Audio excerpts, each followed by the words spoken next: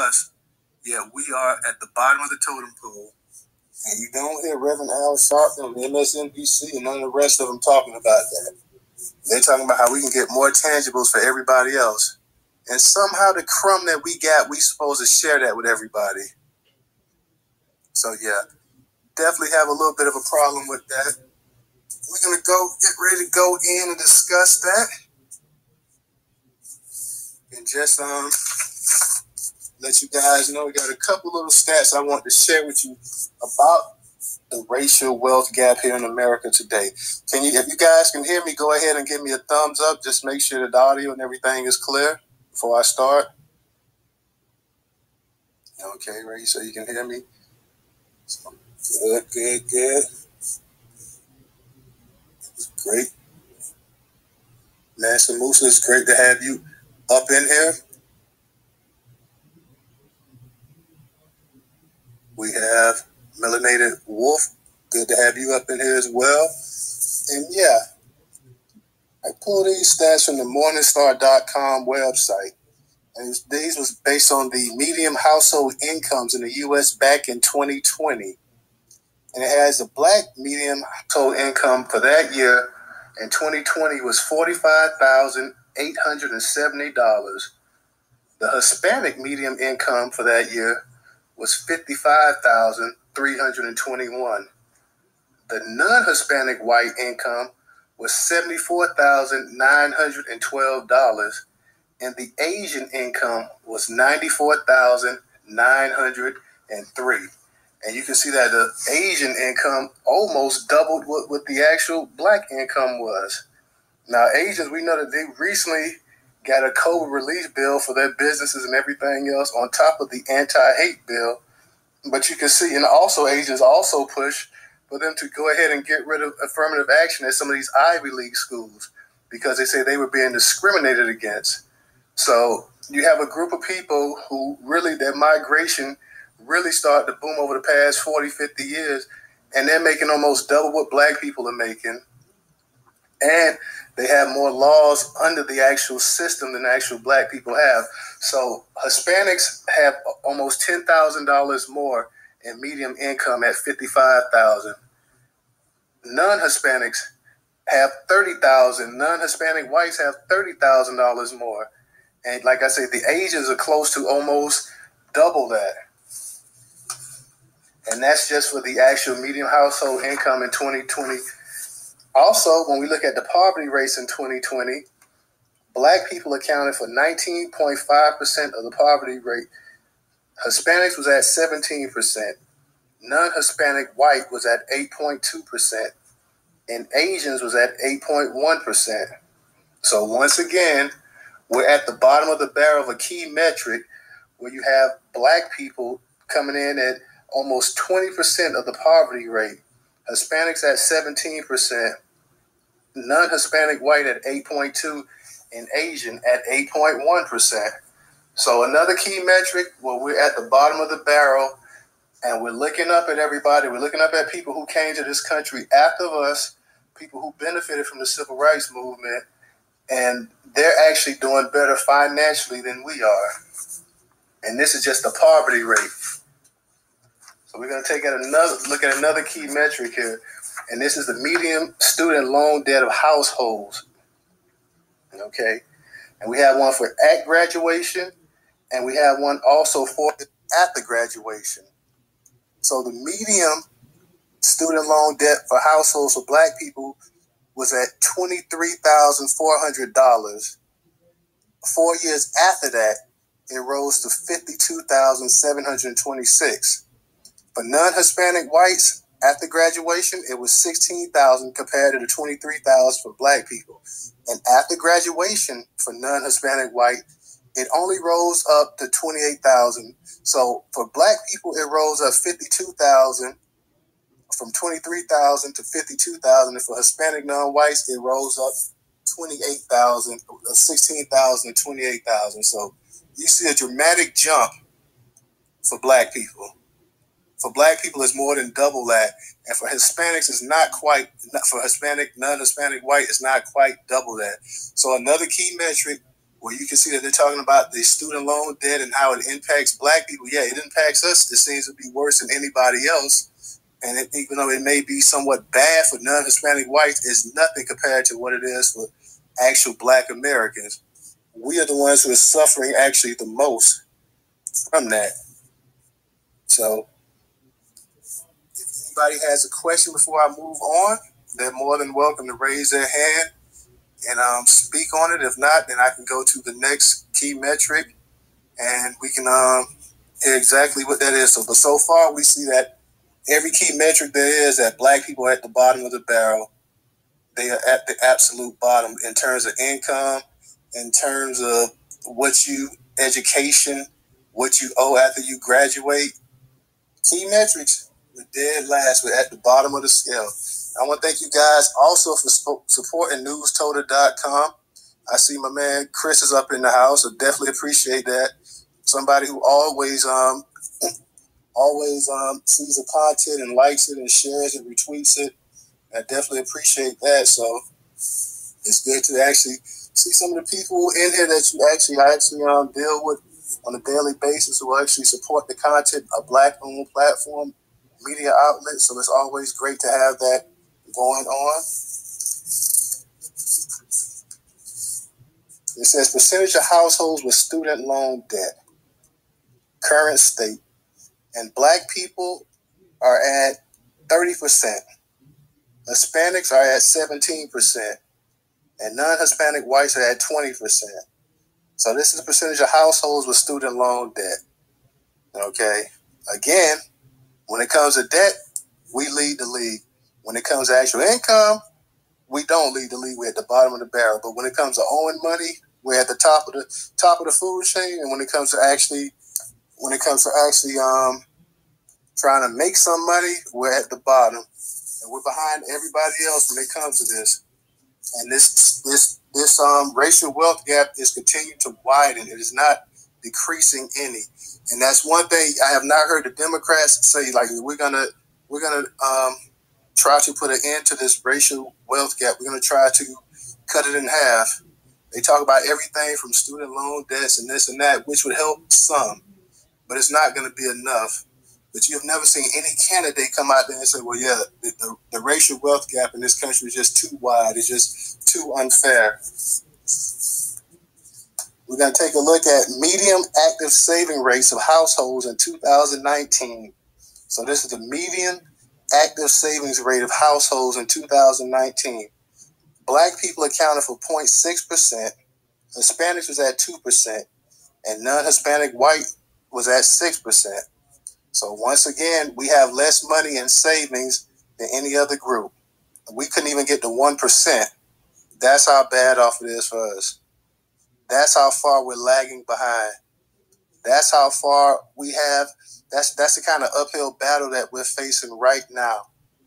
So not a good sign for us. We're definitely struggling. Let's take a look at what we have in retirement.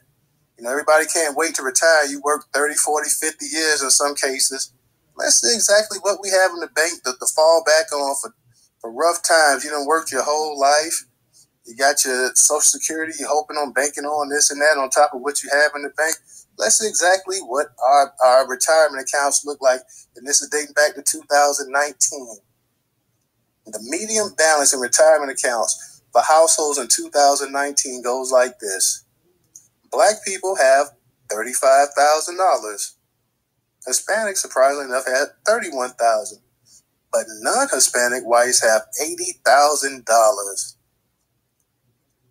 Almost triple what we have. Once again, non-Hispanic whites have $80,000 in their retirement accounts, compared to regular Hispanics with $31,000 and blacks with $35,000. You can see the inequity with the actual holdings in retirement. You can see exactly what we have to look forward to, which ain't a whole lot, if we're being honest about it. We have another metric that we can look at. It's the change in median household income by race from 2016 to 2020. So we're going to look and see whose actual income went up and how much it went up by. The black income went up. It was $4,274. Hispanics was $4,741, which is more than blacks. Non-Hispanic white was $6,776. Asian was $7,817. So all the households, when you add up the entire average, we're once again at the bottom. The average was $5,090, and we couldn't even make it to the average. We were at the bottom of the barrel in that again. Hispanics had more. Non-Hispanic whites had more. Asians most definitely had more. And when you add up the entire average of all the households, which came out to $5,090, we were dead last. So we were below the average when you add up everybody. And once again, we continue to struggle. Once again, there's no call for the group economics that could possibly pull us out of this despair. We're falling further and further behind. You hear all kind of figures that in 2050 that the average black income is going to be this, is going to be that, and it doesn't look like anytime soon that we're gonna find middle ground even to make up. At one time, we would have been the second, probably most powerful people in this country, but now we're competing for fourth, fifth place. We have definitely been forgotten. We're definitely losing ground. We're definitely not making anything up. I don't see exactly anybody in the political sphere that's really calling on a financial rescue plan for black people. Yeah, we have our reparations plan, but in the meantime, while we're fighting for reparations, we also need to see about how we can cut this big time medium income disparity. Because like I say, Asians, non-Hispanic whites, Hispanics, everybody's making more than us. And like I say, it doesn't seem like it's going to shore up anytime soon. We are falling behind and we're not there. And we need to do something to make up ground. If anybody has a question or anybody would like to chime in, please go ahead. You're more than welcome to say something.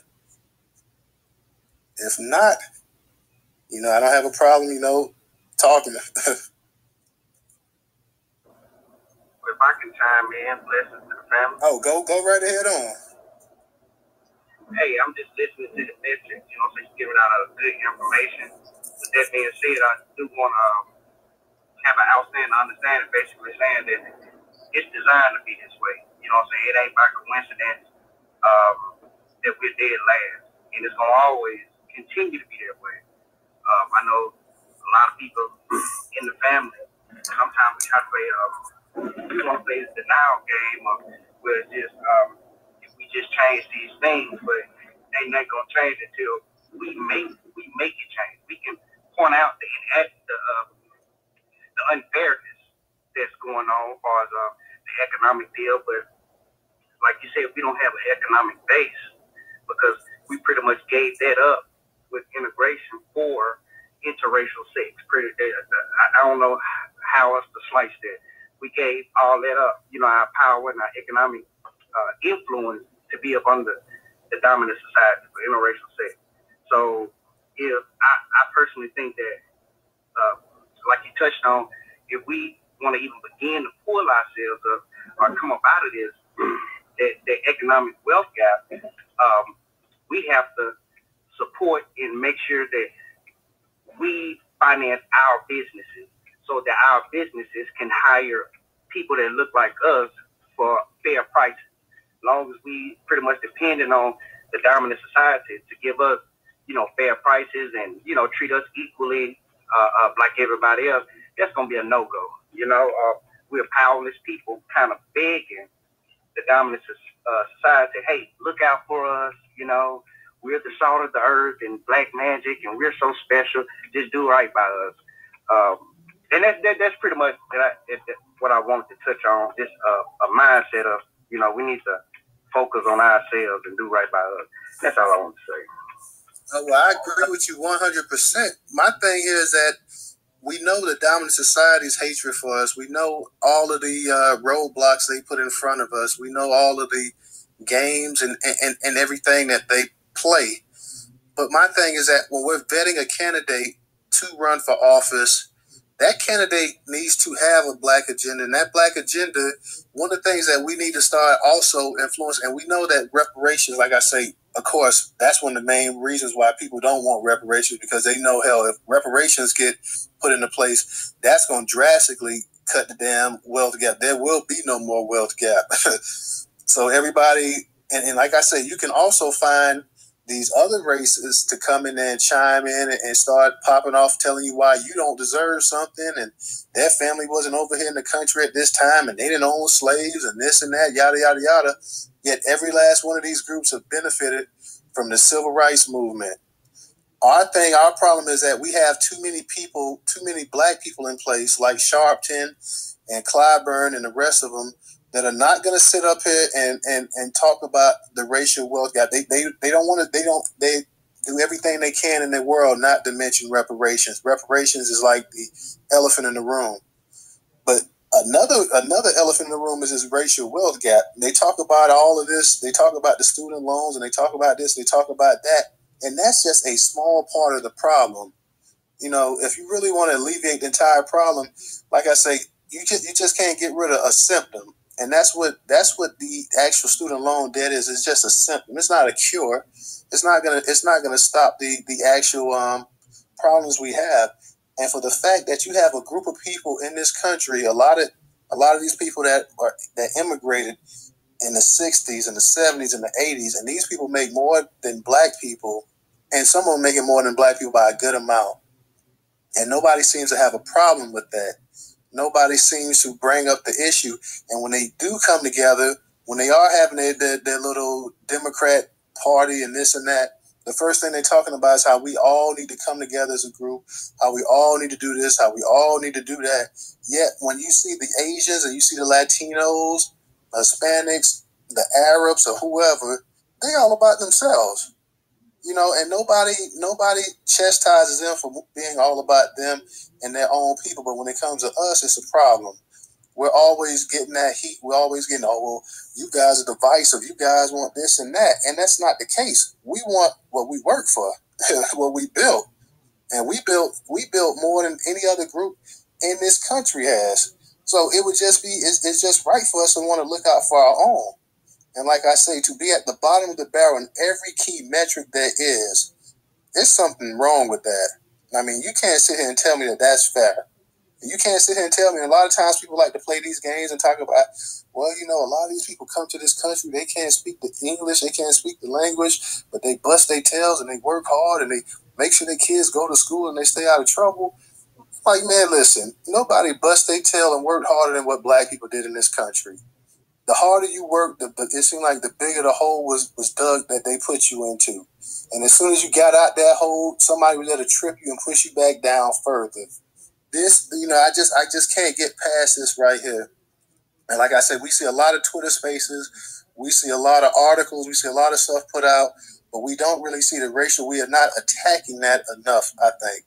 And because we're not attacking that, we're letting people get out there who really don't have our best interests in heart. Let's just take Raphael Warnock and Herschel Walker. Do you think that they're going to actually talk about this? Does it really matter? People tell about how stupid Herschel Walker is and how dumb he is and how much of a Tom he is and this and that. What is Raphael Warnock going to say? What is he going to do? Raphael sat up there and he tap danced when they asked him. I played that video that Tamara Johnson gave me. Played that video when he was asked about reparations, and he straight out went around and did a turnabout. He never once answered it.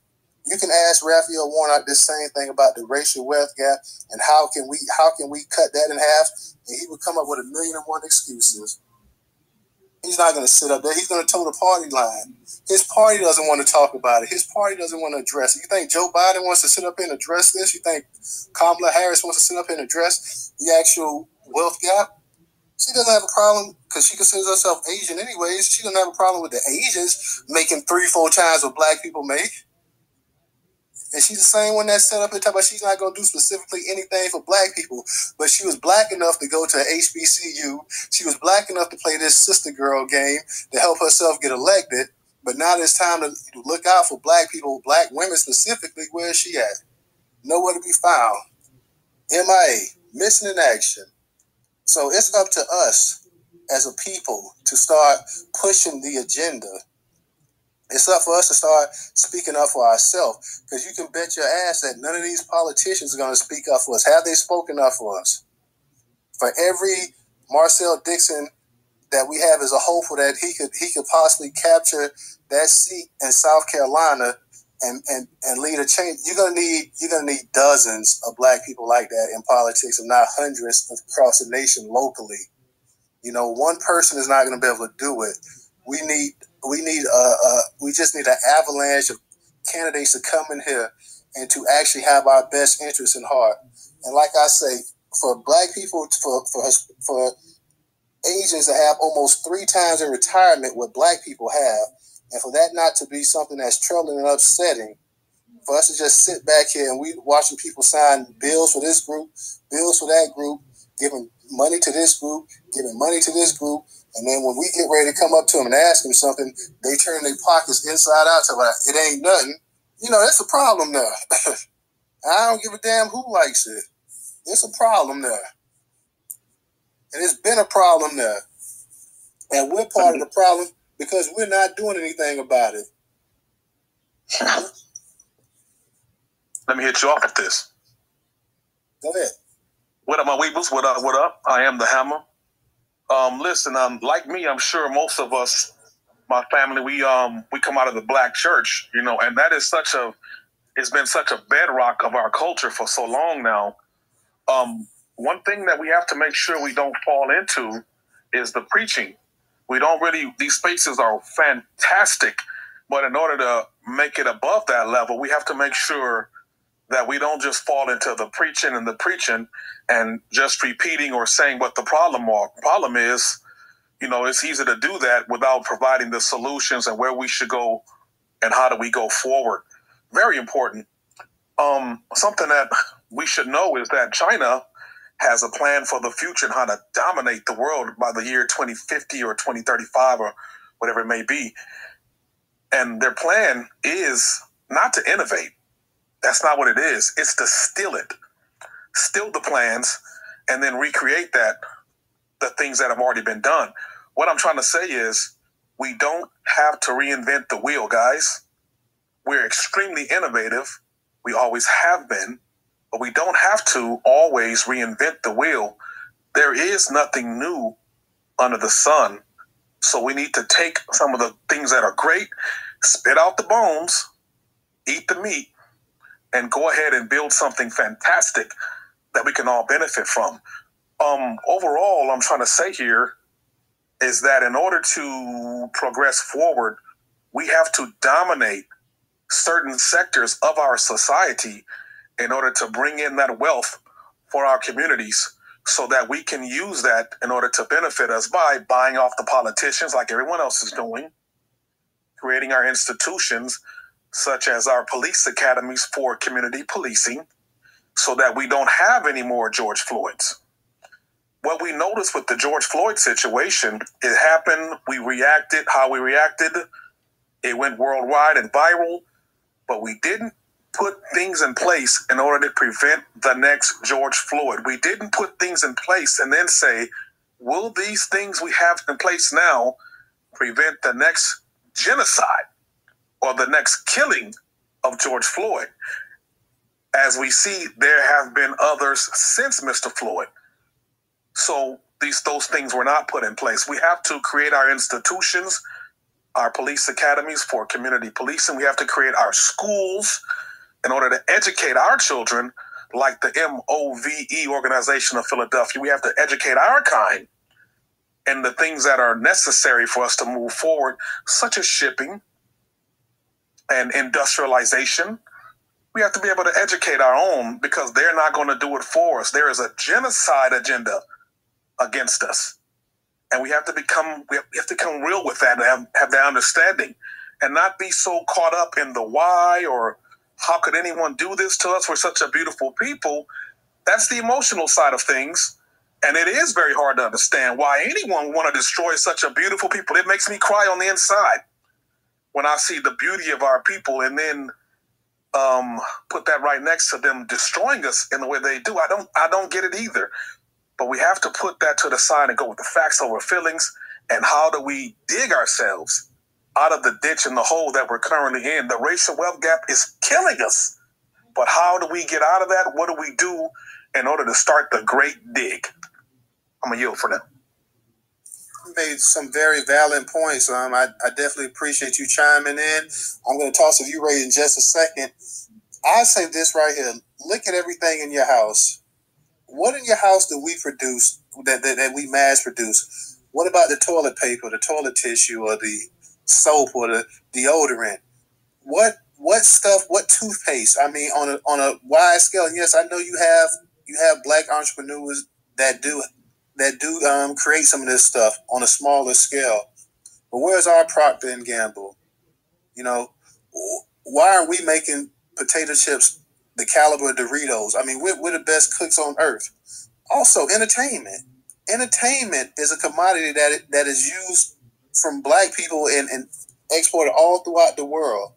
What really do we own with the entertainment? We're the entertainers, but we don't own the platform. I mean, when you think about all of the guys in the NBA and the NFL, the jersey sales and the apparel and all this and that Nike, Reeboks, Adidas, Under Armour, when you think about Gatorade and you think about all of these people that giving them money for endorsements, what do we own? You see Shaq. Shaq is missing endorsement right now. But how many black-owned products is Shaq really endorsing right now? So when we get back to all of this stuff, the actual racial gap, we have to not. It's one thing to own businesses, but we have to start owning some industries, like you said. And I'm in agreement with you on that. And right now, like I said, we also too have to hold politicians, people that's running. We don't want to hold people accountable. We want to see people up in high places that look like us, and that we assume and we hope that when they get there, they'll remember us and look out for us. We still haven't learned this game right now. You know, the last halfway decent mayor we had, and he had his issues. He had his demons with drugs, was Marion Barry. Marion Barry put his people first. Washington, D.C. was on the rise. You had the black middle class rising up there. So we need to find people. We can't just go ahead and keep electing people up there and putting them in office and not asking them the tough questions. I mean, and you can see that if you can let Joe Biden sit up here and tell you you're not black if you don't vote for him, and that lets you know that you sleep at the wheel, that you'll take anything. And we've been getting kicked in the gonads, and we've been up here smiling about it. Go ahead, Ray, chime in. Now, I just want to commend you for something you said earlier. You said that, how did you say it again?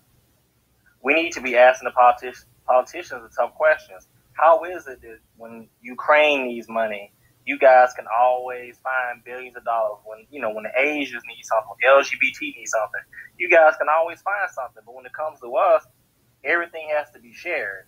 So that's one point I want to commend you on. The second one, so I'm just going to be honest, I don't feel like a lot of the black community trusts enough of the black community to actually really want to build together.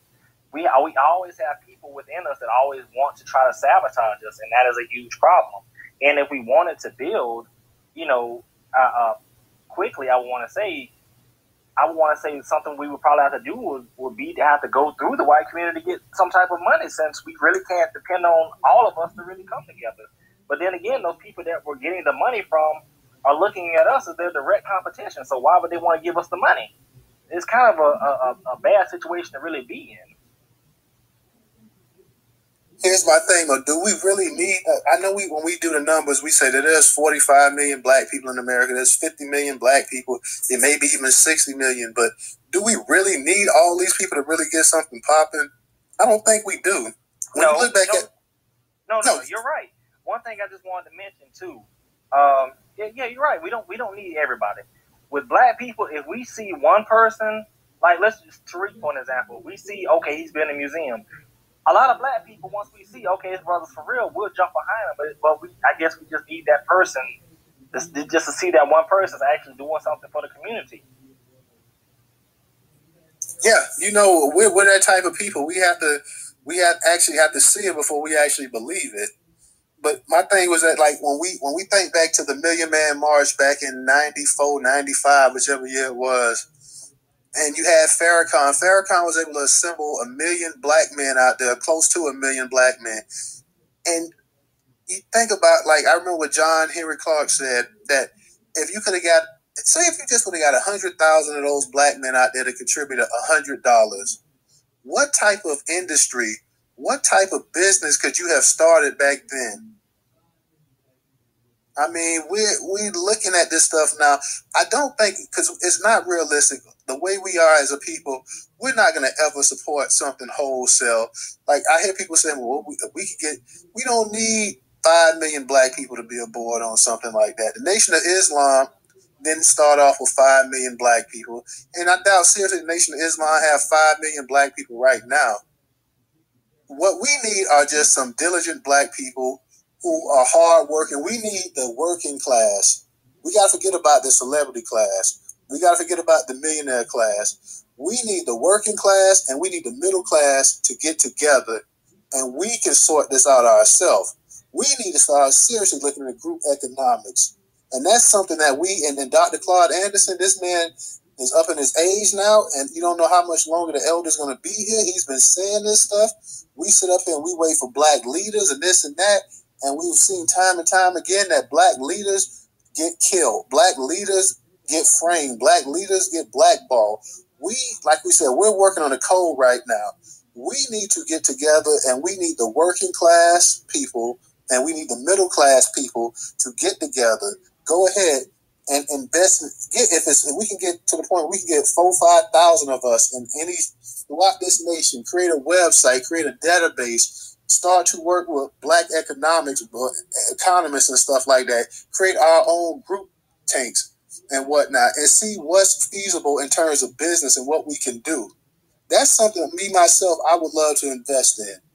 How do you go about implementing that? I really don't know, but that's something, that's something that I will go ahead and create a black district in one of these southern cities here, a district where you got 50, 60 businesses that we can go ahead and support and make some money from, and that we can also keep it as an investment. It's something that we can hand down to our children, that our children inherit, that we teach them how to go ahead and be diligent and be intelligent about conducting business, something that white people do, pass things down. When you see some of these old businesses, especially in Europe and even here in America, this business was formed in 1883.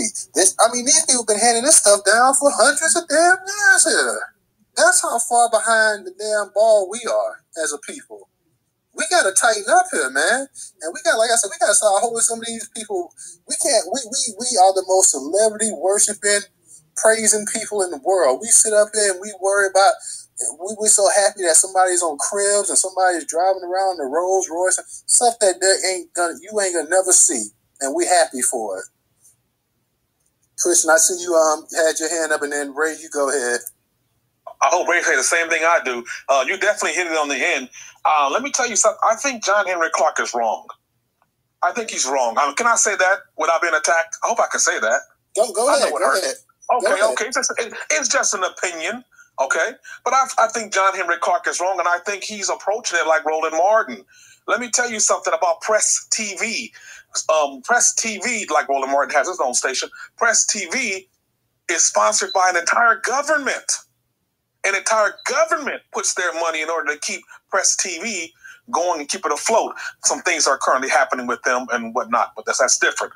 And the same thing with other news stations. It takes an entire government worth of money to keep them afloat. Roland Martin's approach, unfortunately, is the PBS approach. You guys give me donations. Give me donations. Let's keep this thing going. Give me donations. I need sponsorships and donations. It's the wrong approach, and it's the church's approach, which, as we see now, the black church is not doing that well. So we can't have that kind of approach where we just keep eating off of the people over and over again. We have to create our own, like you said in the end, districts and institutions where we are getting money and getting funds coming in regularly. Let me go ahead and keep talking about that. Deontay Wilder, the king. There's only one King Wilder. My man has said, I'm not really trying to come back to boxing right now. And what my focus is on other things. I have businesses that are going on. Let me tell you what he's talking about. He's opening up a plaza with multiple businesses in his plaza. that he probably things that he likes, Popeye's chicken and things he likes to eat, as well as just many other movie theater and whatnot for people to come to. This is how you get perpetual income coming in, and you use that income right there in order to fund the things that we're currently talking about now, like your think tanks and whatnot. So that's where it's at. It's not about having 1,000 people or 1 million men at a Million Man March and getting $100 from each of them. That money will run dry. That's just lottery money. You have to take your lottery winnings and create and grow a tree. You don't take the seed and take the tree and cut it down and sell it. You grow that tree, that money tree, and you take the fruit from the tree. Is what I'm trying to give you the analogy of. And you let the tree keep growing. You grow, you plant even more money trees. You take the fruit of the tree. You don't cut the tree down and sell it to make money. So let's go ahead. Okay, excellent point. Ray, go ahead. I see you want to chime in.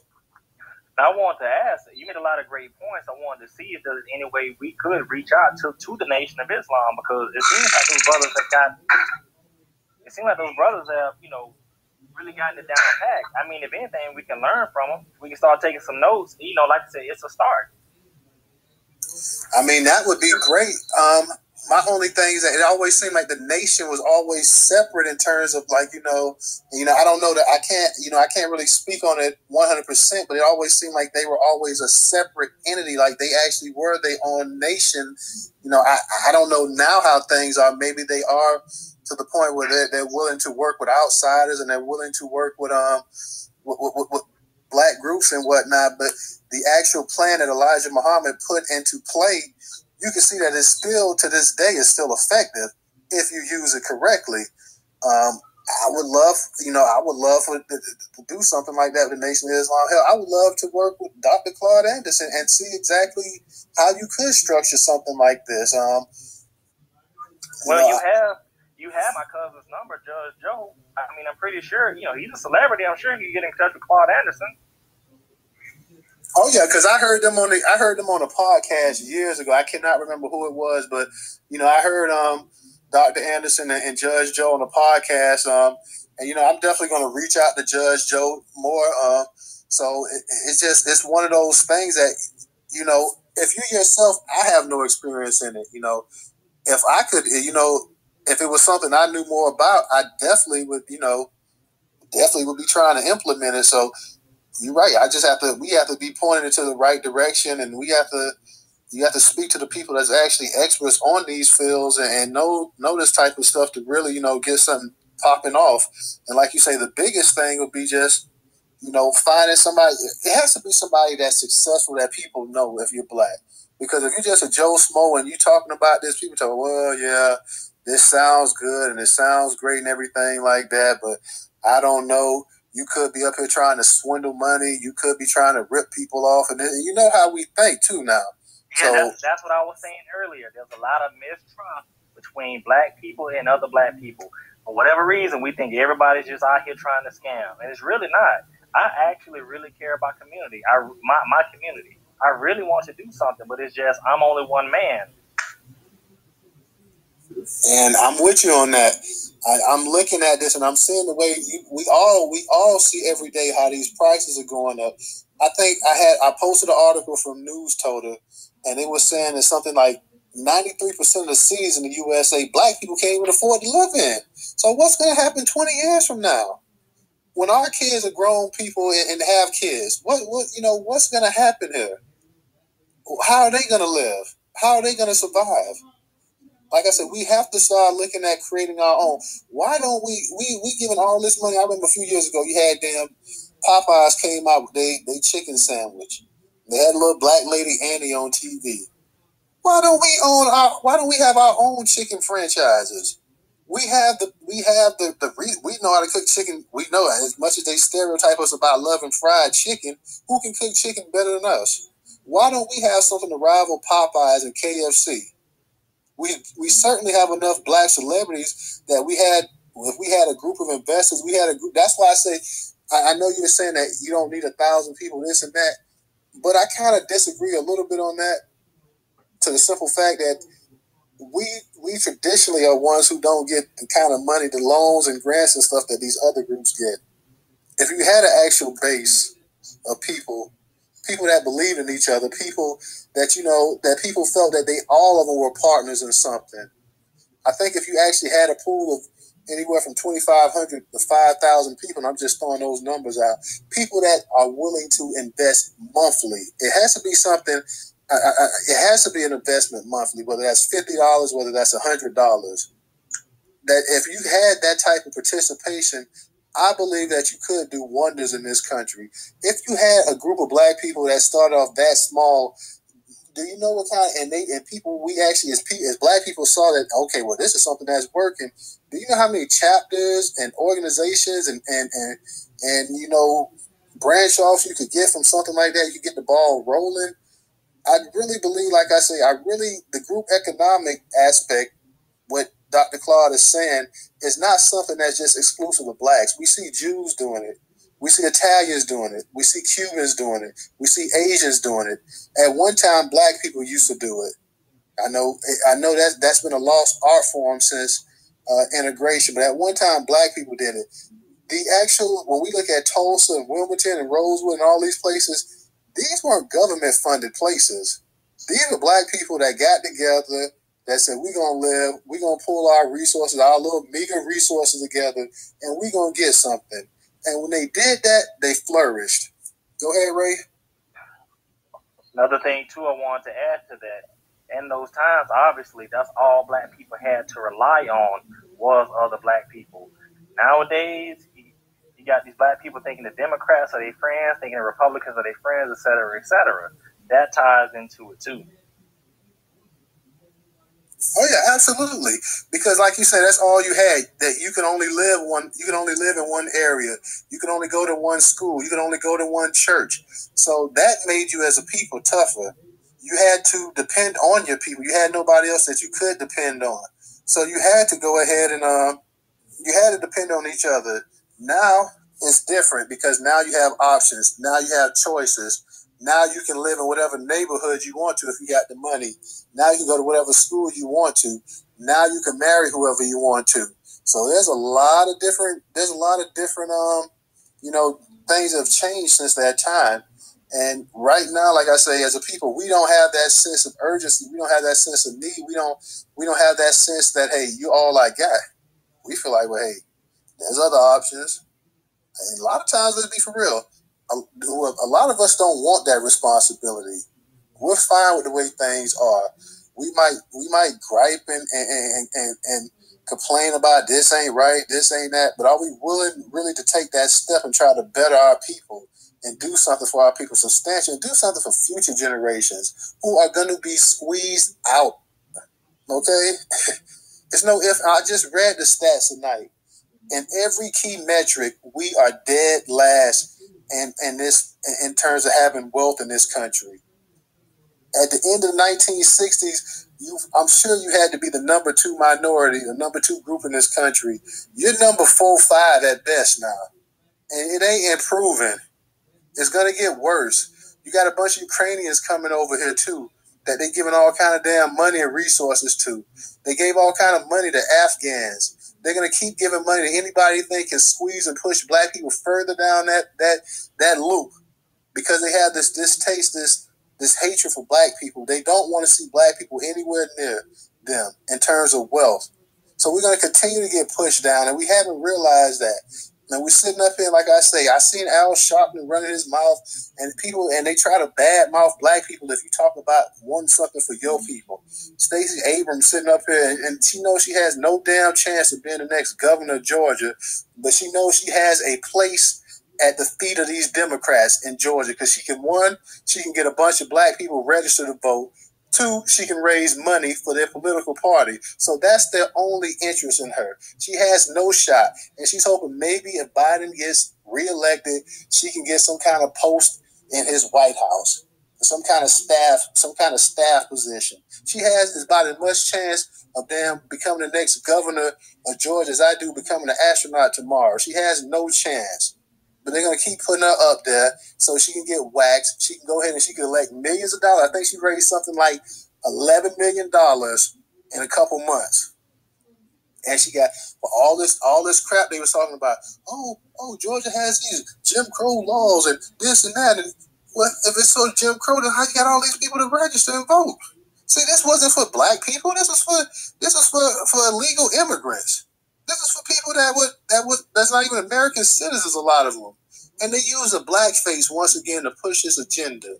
So do you really think somebody like Stacey Abrams or Raphael Warnock gives a rat's ass about the racial wealth gap? No, because it's not in their best interest. As long as they're making 6-7 figures, as long as their family's taken care of, as long as their kids aren't wanting for anything, this does not affect them. They do not see themselves in the same light and predicament as us. Yeah, somebody might go out there and get their head blown off, and that's tragic and that's terrible, and they're going to speak up about that. But in terms of, trying to actually create something that's going to be beneficial for generations of black people, they're not worried about that. Harvey B., I see you raise your hand. You want to chime in? Yes, sir. Thank you for this. And this is a very interesting discussion that we're having here. And as I've seen it over the last about 20 years ago, it was reported that only 15% or so, or even less, of black businesses survive to the third generation. That means that grandchildren are only participating in the wealth that their grandfathers produce, at a rate of 15% or less. So we are having a hard time transferring our wealth onto future generations. And so we're having to recreate a dollar over and over again. And that always, puts us behind. Another problem is that sometimes we have a problem understanding how to integrate into the current systems. We want to reconstruct and rebuild a different system, and that may have some good things, that may be positive.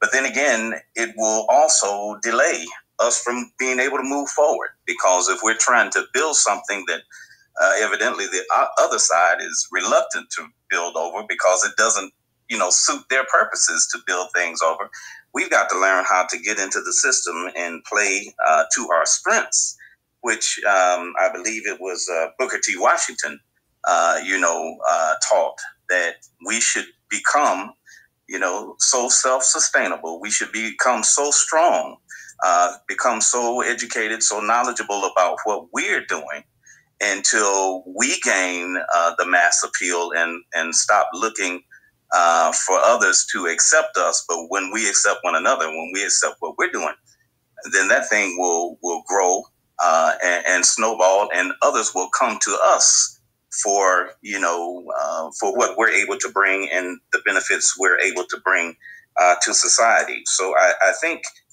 self-empowerment, I think that is really the key, in my opinion, my humble opinion. We've got to, become strong, viable, self-sustainable within ourselves, and not necessarily wait for others to approve us, because that approval is not coming. It hasn't come yet. And that thing is just not coming no matter what happens. And so we've got to go out there and put our knowledge, skill, and all of that to the grind and make this thing a reality for us, whether they give us anything or not. I like James Brown's old song, said, I don't want nobody to give me nothing. Just open up the door and I'll get it myself. I love that. And that's my theme. When I didn't have a job, you know what I did? I created a business. When I didn't have certain things, what I did was I sat and strategized, education or not, no matter what the situation was, we sat down, take a self-assessment and say, okay, how can I get to that next level? Whether they let me in this door or that one, it doesn't matter. I'm going to get to where I'm going. I'm going to get there legally, lawfully, according to the system. I'm going to use the wisdom that God has given us as people and individuals and go on through. And I think that that's where the key is. And if we ever really do catch on to teach these skills to subsequent generations, instead of allowing others to teach them these skills, if we ever really take that responsibility and teach these skills to subsequent generations, then we can really, see the benefits, and society will change. But right now, as the speakers have already said, it seems like that no matter how many steps we take forward, we're shooting ourselves in the foot and pushing ourselves backwards, and that's a tragedy. Absolutely. You made some great points there. I don't know if anybody can remember back in the 90s when we had all these big clothing lines and stuff, and which I guess we consider urban type fashion. You had the Carcanine, you had the FUBU, and you had so many different fashion lines of black clothes and stuff like that. But it seemed like every time that in the mainstream, the dominant society would see it, that every time that these clothing lines are just taking up so much, once you're getting big to the point where you got white kids up here wearing clothes like you. White kids are copying the actual style that black kids got. So they're wearing these clothes and stuff like that. Now, you might not have seen a whole lot of white kids with FUBU, but you saw a bunch of them with Fat Farm, and you saw a bunch of them with Carcanine and this and that. But it always seemed that once we got to a certain level, and these white people say, well, hey, I'll go ahead and I'll just buy them out. We were quick to go ahead and sell those companies out. And it's just something that I just don't understand, because like I say, when you're talking about arguably the most influential group of people on the planet, and we don't use our influence to better ourselves. We use it to better everybody else. And it just makes no sense to me. Our influence right now, it has made white people trillions of dollars. Our influence has made Hispanics and black women are one of the main reasons that these Asian women are billionaires, because of the hair care product that they once controlled. Nobody should be controlling with all the money that black women spend on their hair and beauty care products and stuff like that. Nobody should control that industry but black women. And they don't control it. And they have to go there and be treated like dogs by these women. They're getting abused in the shop, getting yelled at, getting this, getting that. And it's like that you had Madam C.J. Walker back in the day, for God's sake. She was able to become a millionaire, one of the first millionaires in this country. And that's something that you should be proud of. That's something that you should own. And like I say, we have the greatest athletes in the world. How much, like I say, where's the apparel business? Well, LeBron James and all the rest of these guys are signed to Nike and Adidas and Reeboks and this and that. We don't know how to make shoes after all this year. We can't make our own sneakers. It's ridiculous. We're missing out. We should have our own, everything in our house that we see, from the light bulb to the paper towel to air freshener to you name it, should be a black company should be making. And we're not doing that. We're missing it out. And like I say, the Nation of Islam, I don't know when they got founded, but it's been a long, over 60-some years, easy. That organization is still, whether it's the exact same organization that Elijah Muhammad founded or it's different now under Farrakhan, the fact of the matter is that it's one of the few black organizations that you can say that is still impactful and still thriving to this day. Now we have to start looking at templates that's already been laid out in front of us and see how we're going to do this stuff. We have to start owning credit unions. We have to start owning banks. We have to start owning mortgage companies. We have to start owning things that right now that we're not paying attention to. We're losing on so many different levels here.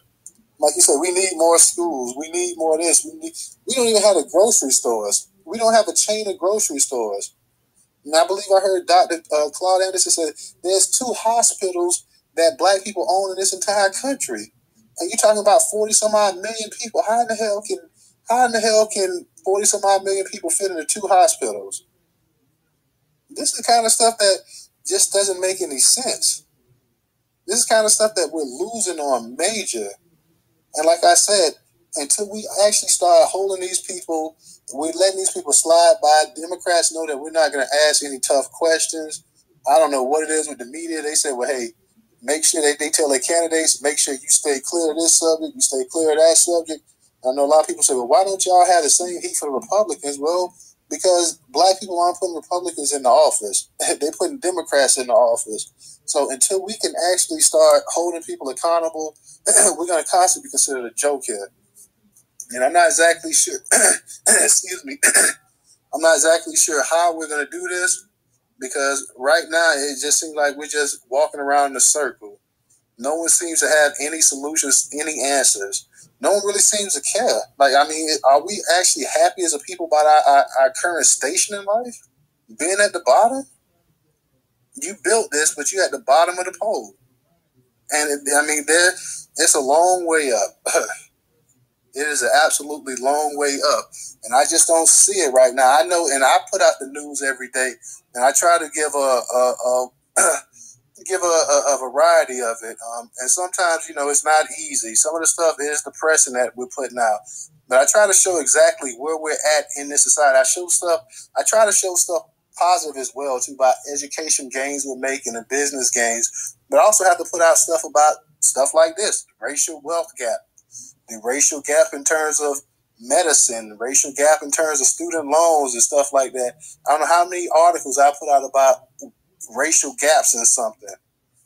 And it seems like we're still not really taking heed to this. And that's a scary situation. That's really frightening proposition there. We're gonna have to start holding people accountable, and we're not doing that. And I just don't really know where we go from as a people here. We should be much further along. And I know some people say, well, and I get what people say. They say, well, we're our worst enemy. And some of what you're saying is true. But we didn't get in this predicament all by ourselves, but we're going to damn sure have to get out of it by ourselves.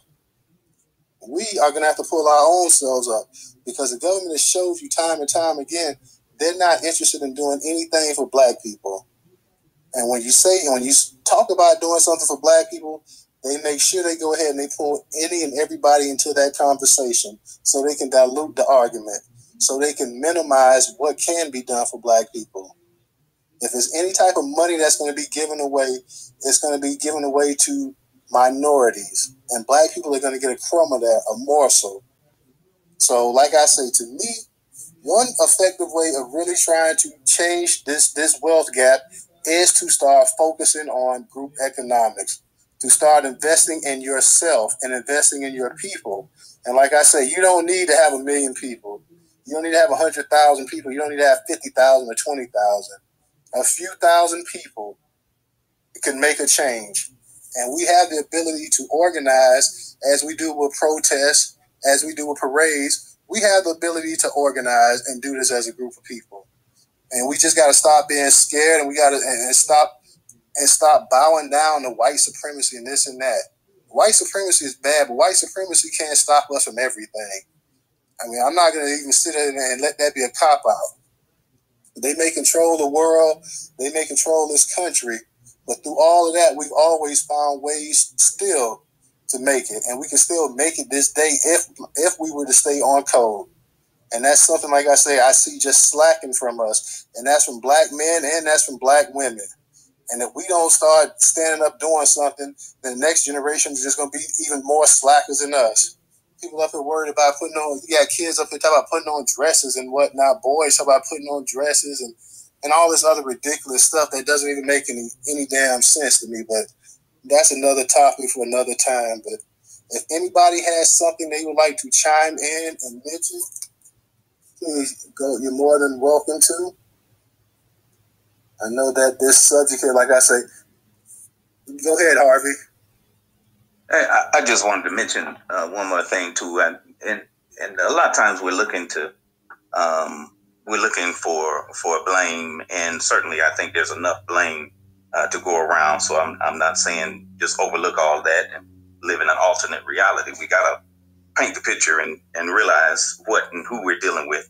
But I think sometimes we need to broaden our horizon. Let me just tell you this: down on the educational level, because I work in the schools, and this year I noticed that the scholarship opportunities were given to certain students late. Okay, and for those of us who ever filled out scholarship opportunities, for whether that be for yourself or for your family members and all that, sometimes those scholarships can be quite extensive. I mean, you can't really successfully apply for a scholarship in 24 hours unless you're just doing it in that 24 hours, because sometimes there's so many pieces of that you need to put together. But I noticed this year in a particular school district that the scholarship offers were given late to individuals of quote unquote our community or black young men. Let's say it like that. Let me be specific. Black young men. They receive their information packets very late in the day, and I'm talking about 48 hours, 24 hours to 48 hours from it. Whereas other individuals, some of the Hispanics and all of that, they had their packet probably about a month in advance. And so they all successfully submitted their scholarship grant applications, where the others were hard pressed, and only a couple of them got in. A couple of them got scholarships, but the majority of the scholarships were represented by other ethnicities. Now, the interesting thing about it, guess who's in charge of that scholarship distribution? It wasn't white folks. It wasn't Hispanic folks. It was black people. And so this is why this becomes very interesting, because you would think, okay, the prevailing thought is, well, we make folks black or we put blacks in certain positions, that's going to open up opportunities for us. But I'm just not seeing that. I have not seen that in my over 50 years of existence. And I think if we're waiting on that solution to come, that because somebody looks like us and talks like us and maybe even lives in our neighborhood, that we're going to experience some great breakthrough, I think that's a problem and maybe a flaw. I don't know. Maybe a flaw in our thinking and or expectation. And I think that needs to be adjusted. And so that's just one, but I wanted to share that with you because that is the reality of what I see. And I had one of those young men come back to me and said, man, I'm $6,000 short. Well, I knew that one of those scholarships by itself was $4,000. And so he's $6,000 short. And there was a $4,000 opportunity that was not given to him, at the appropriate time. And, and so, he's making other alternative arrangements. I'm helping out and different ones are helping out in various things. But that's just the sad situation of where we are. So when we're talking about closing this wealth gap, it's going to take a lot of not external, what I want to say, looking outside, but it's also going to take some internal introspection. It's going to take some introspective looks at who we are, what our motivations are, in order to really move this thing and close this gap. And thanks for letting me speak. Yeah, I mean, you're absolutely correct. Like I say, I've heard so many different good points on here tonight, and my thing is that, I mean, we can all have points. Like, I don't feel like what I'm saying is somebody can't come and make a better suggestion. I'm open for any suggestion. Anything that's going to move our people and move them in a positive direction, listen, I'm all for it. I just see right now as, being a black man and being a father of two young black boys who are going to be black men, I see how opportunities are closing up. I see a society, that is doing everything they can to minimize the impact of black men, even trying to weaponize black women against black men. So, I'll tell you one thing, like whenever I'm posting something from my site and I see all of this stuff, and, I congratulate my sisters because I'm proud of them. I see them starting businesses and I see them, they're talking about their educational achievements and this and that.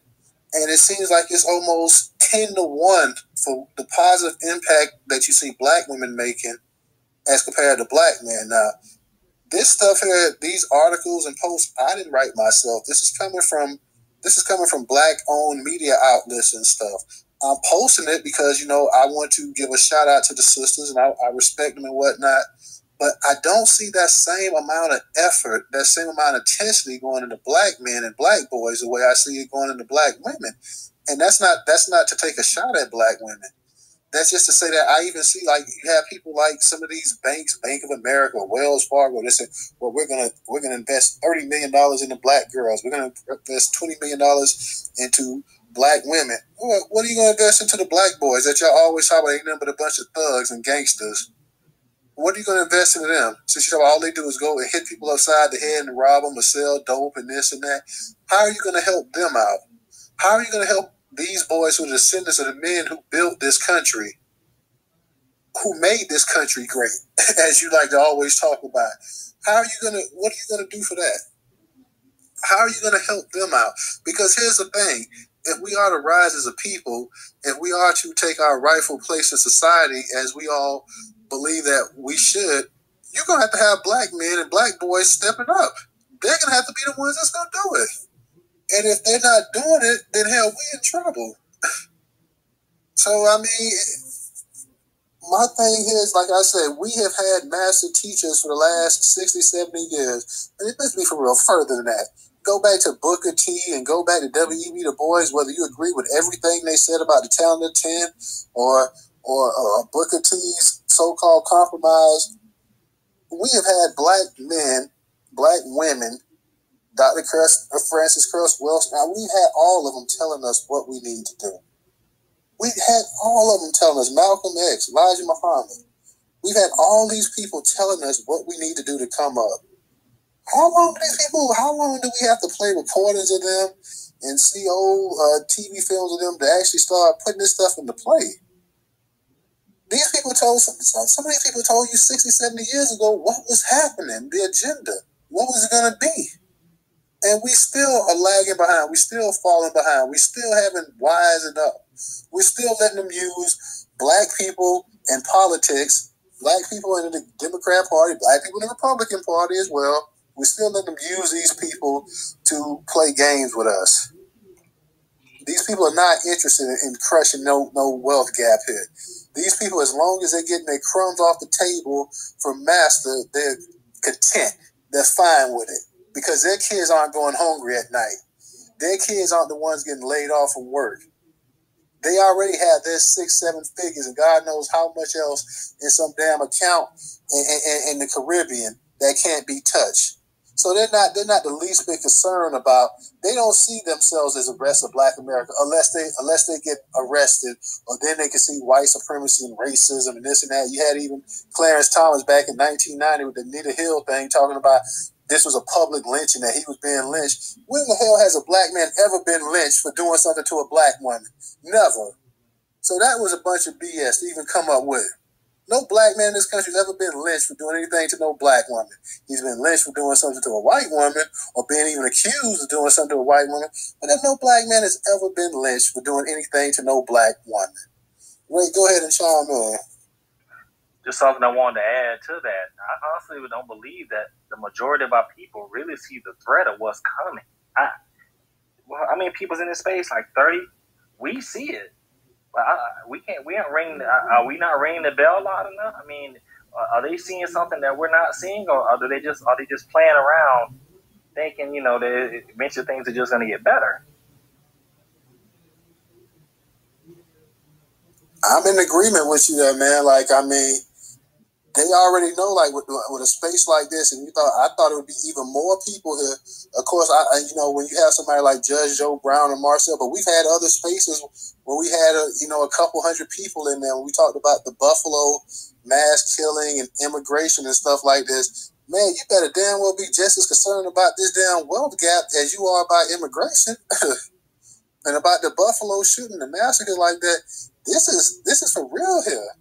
Every key metric I read you tonight lets you know that you are behind, and you are behind by a big damn margin. And for you to sit up here and take this lightly is just, like I say, I don't know.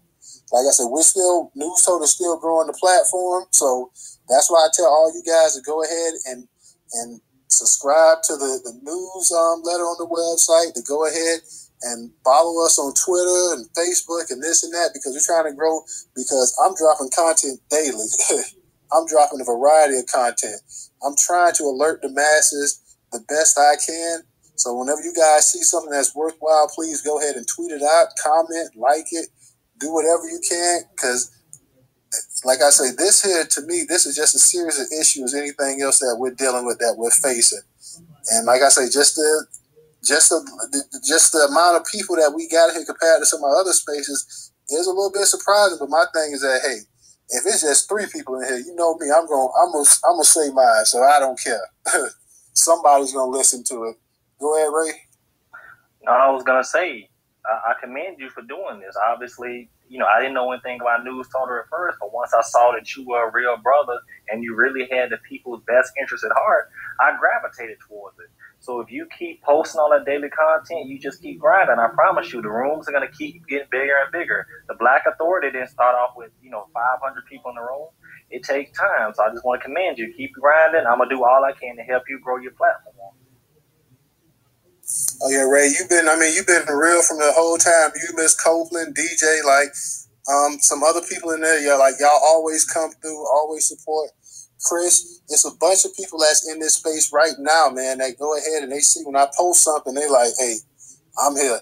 Like I say, my thing, and I've also tweeted out too, I'm trying to get the same way the Washington Post and the New York Times and the LA Times and the Chicago Tribune and all this have their daily readers. I'm trying to get those daily readers on Newstoter as well.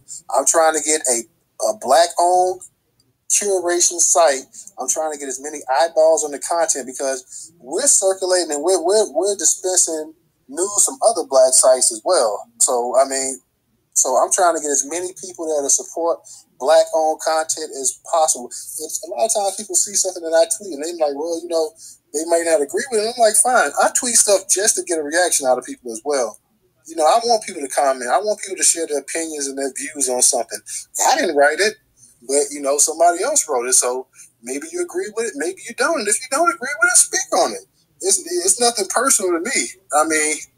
I'm just, like I say, I'm doing my part. I'm doing my part, and I'm going to continue to do my part. I'm going to continue, and anybody on this platform that supports me, I appreciate it very much. I'm going to continue to go ahead, and I'm going to always try to drop something knowledgeable to the people. Like I said, whether it's education, politics, news, lifestyle, culture, white supremacy, you name it. The platform has all of that. And I'm going to drop, and I'm going to just be real. Newstoter is not for everybody because I'm going to drop 15 to 20 posts sometimes a day. That's just that. And if that's too much content for you, if that's too much, then hey, I respect that. You go ahead and you unfollow. But for those who don't mind being informed, those who don't mind having a plethora of information coming in their lap, hey, I'm going to deliver it. And I felt I knew, like I said, well, racial wealth gap. I said, I'm not sure how big a topic this was, but I don't hold spaces all the time just to try to get 1,000 people in there. I hold spaces to try to get people thinking, people trying to make a change and do something positive. And right now, like I say, this is a topic that is just not being discussed enough. It's a topic that nobody really wants to talk. It's a topic nobody takes serious. It's like people say, well, yeah, I know Black people, the poorest people in the country, so what? Let's move on. But hey, keep moving on. Your kids and your grandkids, they're going to be moving out. I can promise you that much. This is really getting real here, and we're still lagging behind. And we're still not trying to do anything to really change that direction. If anybody has anything they would like to add in, please go ahead. It just could be just a statement. You just could say what's up, whatever. This is an open platform, and that's one thing about me. I let anybody in the space that wants to talk, as long as they're not being disrespectful to people. You let them go ahead and chime in. I'm not the type who just go ahead and just mute everybody. So go ahead, Ray. Now I was going to ask you. I noticed that you're on YouTube, but have you ever considered doing live events? That way, people can you can interact with people on YouTube and stuff, and grow your platform that way. I just recently got back on YouTube just a couple of weeks ago, man, because when I initially started, I opened the page like in 2020, and I did a few videos, and then I just stopped. Like, I've been so busy or whatever, I just stopped. So I recently just started just uploading, doing videos just a few weeks ago, and I'm trying to just try to get back in the hang of things right now because I want to start doing some daily reports on there. So I'm going to be dropping more videos on there, and live is definitely something I'm looking at too. Like I say, I'm just getting in the hang of it or whatever. So give me some time with being, because I'm on so many different platforms trying to do stuff, and I'm trying to keep the content on the site fresh. I'm trying to tweet it out. Got a Facebook group and this and that. So I'm trying to do so many different things, but I'm definitely going to be trying to do that. Definitely down the road. I know we're all busy. Is there any way some of us could help you? Hey, if anybody can, I got DJ. I know DJ, he has his own YouTube channel or whatever too. So that's something that we're definitely going to be looking at. And you're right, like it's definitely something you definitely have to try to because I've been stretching myself really thin. So I'm definitely going to be looking into that. And if anybody has some suggestions, you can always DM me, and I'm definitely good at returning the messages and whatnot. So I'm definitely looking into that, bro. I definitely want to, like I said, I definitely want to go ahead and do that because YouTube has such a if you can cut it on. I think my followers from YouTube, like I said, I hadn't done anything in like a couple of years, and then once I started posting and I started sending out to my followers like in a week or so, I had added like 100 followers or something like that. So it's definitely something I'm looking forward to, and it's definitely something I'm gonna be trying to do on top of everything else. But yeah, man, definitely, because there's so much content. I'm like, well, damn, I need to start doing daily reports on YouTube, man. Like, I want to do the Twitter Spaces, and I want to do YouTube. So, like I said, it's just trying to manage your time the right way and just not weigh yourself thin and whatnot. But definitely, I mean, you're on point with all your suggestions and stuff too. Believe me, like I take it into account, man. From the Judge Joe Brown thing and everything else, man. When you like suggest something, I definitely like, yeah, right, like. So I definitely appreciate the suggestions as well too, and I'm just trying to implement it, man. Just trying to find that time, which I will find that time, and will start implementing it the right way. Hey, let me chime in there real quick, Tata. Oh, what's up, man? What's up, everybody? Black First Reparations up. What's up, everybody? Latasha Ray, you know what I mean? Black State Majority, April on Law Harvey. What's going on? All the speakers, everybody down in the chat. So to reiterate what you're speaking on, Ray, it doesn't work if the people don't actually follow through. So basically, if you guys check the Jumbotron, I put Tata's YouTube in there. So he got 188 subscribers right now. He needed 1,000 subscribers and 40,000 view hours in order to get monetized. Once that happens, then the algorithm will start kicking in. But y'all still got to, we still have to continue to work of liking the videos, everything that we do here. You know, obviously this is, I guess it's home base ground zero here on Twitter. So whatever these spaces that we're doing, we're recording them. You know, we recording them and uploading them online back to YouTube. But we already know the real money is over at YouTube as far as the visuals go. But it doesn't work unless you support it, bro. And that's everybody, you know what I'm saying? I just nitpick at you. So go over there, like it. You know, even though you may not watch all the videos right now, just click into those videos. Hit the like button. You know what I'm saying? If you got a playlist talking about black people stuff, add Tata videos to your playlist. So when other people come watch your playlist, they'll be watching Tata videos too. Bang. The views or whatever going up. And just to talk about like views real quick, not to go off the subject of the racial road gap, because I like to talk about that too. But all this view stuff and likes, it doesn't equate to money. You see what I'm saying? And that's what my argument is as far as like, I've been doing physical media, bro, for 30 years. You can't tell me that an album, according to the RIAA, is worth is 1,500 streams. You feel what I'm saying? One album is equal to 1,500 streams or whatever the case be. So with that being said, that's only about, if you multiply 1,500 streams, and if we're just talking about Spotify, 0.043 cent on a penny. That's a negative penny. So that's like you took an advance from the streaming labels, but you never saw any money on the advance. So basically, the record labels got a hold of the streaming labels, and now the streaming is the new Cadillac Records. But I got a solution for that as well. I'll post a Jumbotron in a minute. But go ahead. Absolutely. I see we got a few hands up. Before you guys, I go ahead and turn it over to Aunt Lee. Guys, if you have $1 to even go ahead to add to the Cash App, $ Newstoter. If you guys have $1, please go ahead and contribute it to Newstoter. I'm not asking for 2, 3, 4, 5. If you have $1 and you guys feel that the actual content is worth it, I definitely would appreciate it, and I definitely would put it to use with web hosting, email hosting, and just keeping up an aggregator that has over 40-some thousand articles and posts on it. So please, if you guys can contribute to Newstoter, that's $ Newstoter. It's up in the Jumbotron, $ Newstoter. And the next person to speak will be Aunt Lee. Aunt Lee, go ahead and unmute your mic. Hi, you guys. How you doing? Hey, what's up? Nothing. I just want to say what's up. How y'all doing? I'm not feeling good, so I'm gonna just be quick, short, and sweet. I did want to say in regards to the wealth gap, and when you were saying how people are not noticing it, I just wanted to be realized that people are noticing it. A lot of people are, but what has to be taken into consideration, number one, it was designed this way, and with the laws that are in place to make sure it's designed this way, people are not in their situations by accident. Projects are not called projects. It's called projects because they're experiments.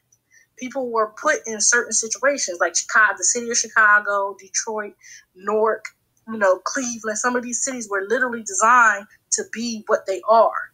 Number two, the government works full time making sure that the education system is the way it is. We fighting over basically history classes while people in Congress send their kids to private school, so they don't care about the guns in the public school because their kids are not going there, their grandkids are not going there. Just our kids are being killed by their guns. But it's designed this way. The banks are not giving us loans to buy the houses. They're not giving us, the education system is not teaching. The police is killing us. So I don't want you to think that, the racial wealth gap is this way in Black America and Black people are not feeling some type of way or not trying to do what they can about it. But because we as Black people are kept in a constant state of struggle, and a lot of us are literally fighting on daily basis for our basic survival, that the only thing we have sometimes is to just be at home and not be able to deal with all those extra things like voting and all this, a lot of that extra stuff, or even I'm sorry, I was just in the hospital yesterday. I'm not feeling good. Extracurricular activities. So it's not that the racial wealth gap is what it is, and Black people are not knowing and are not sounding an alarm.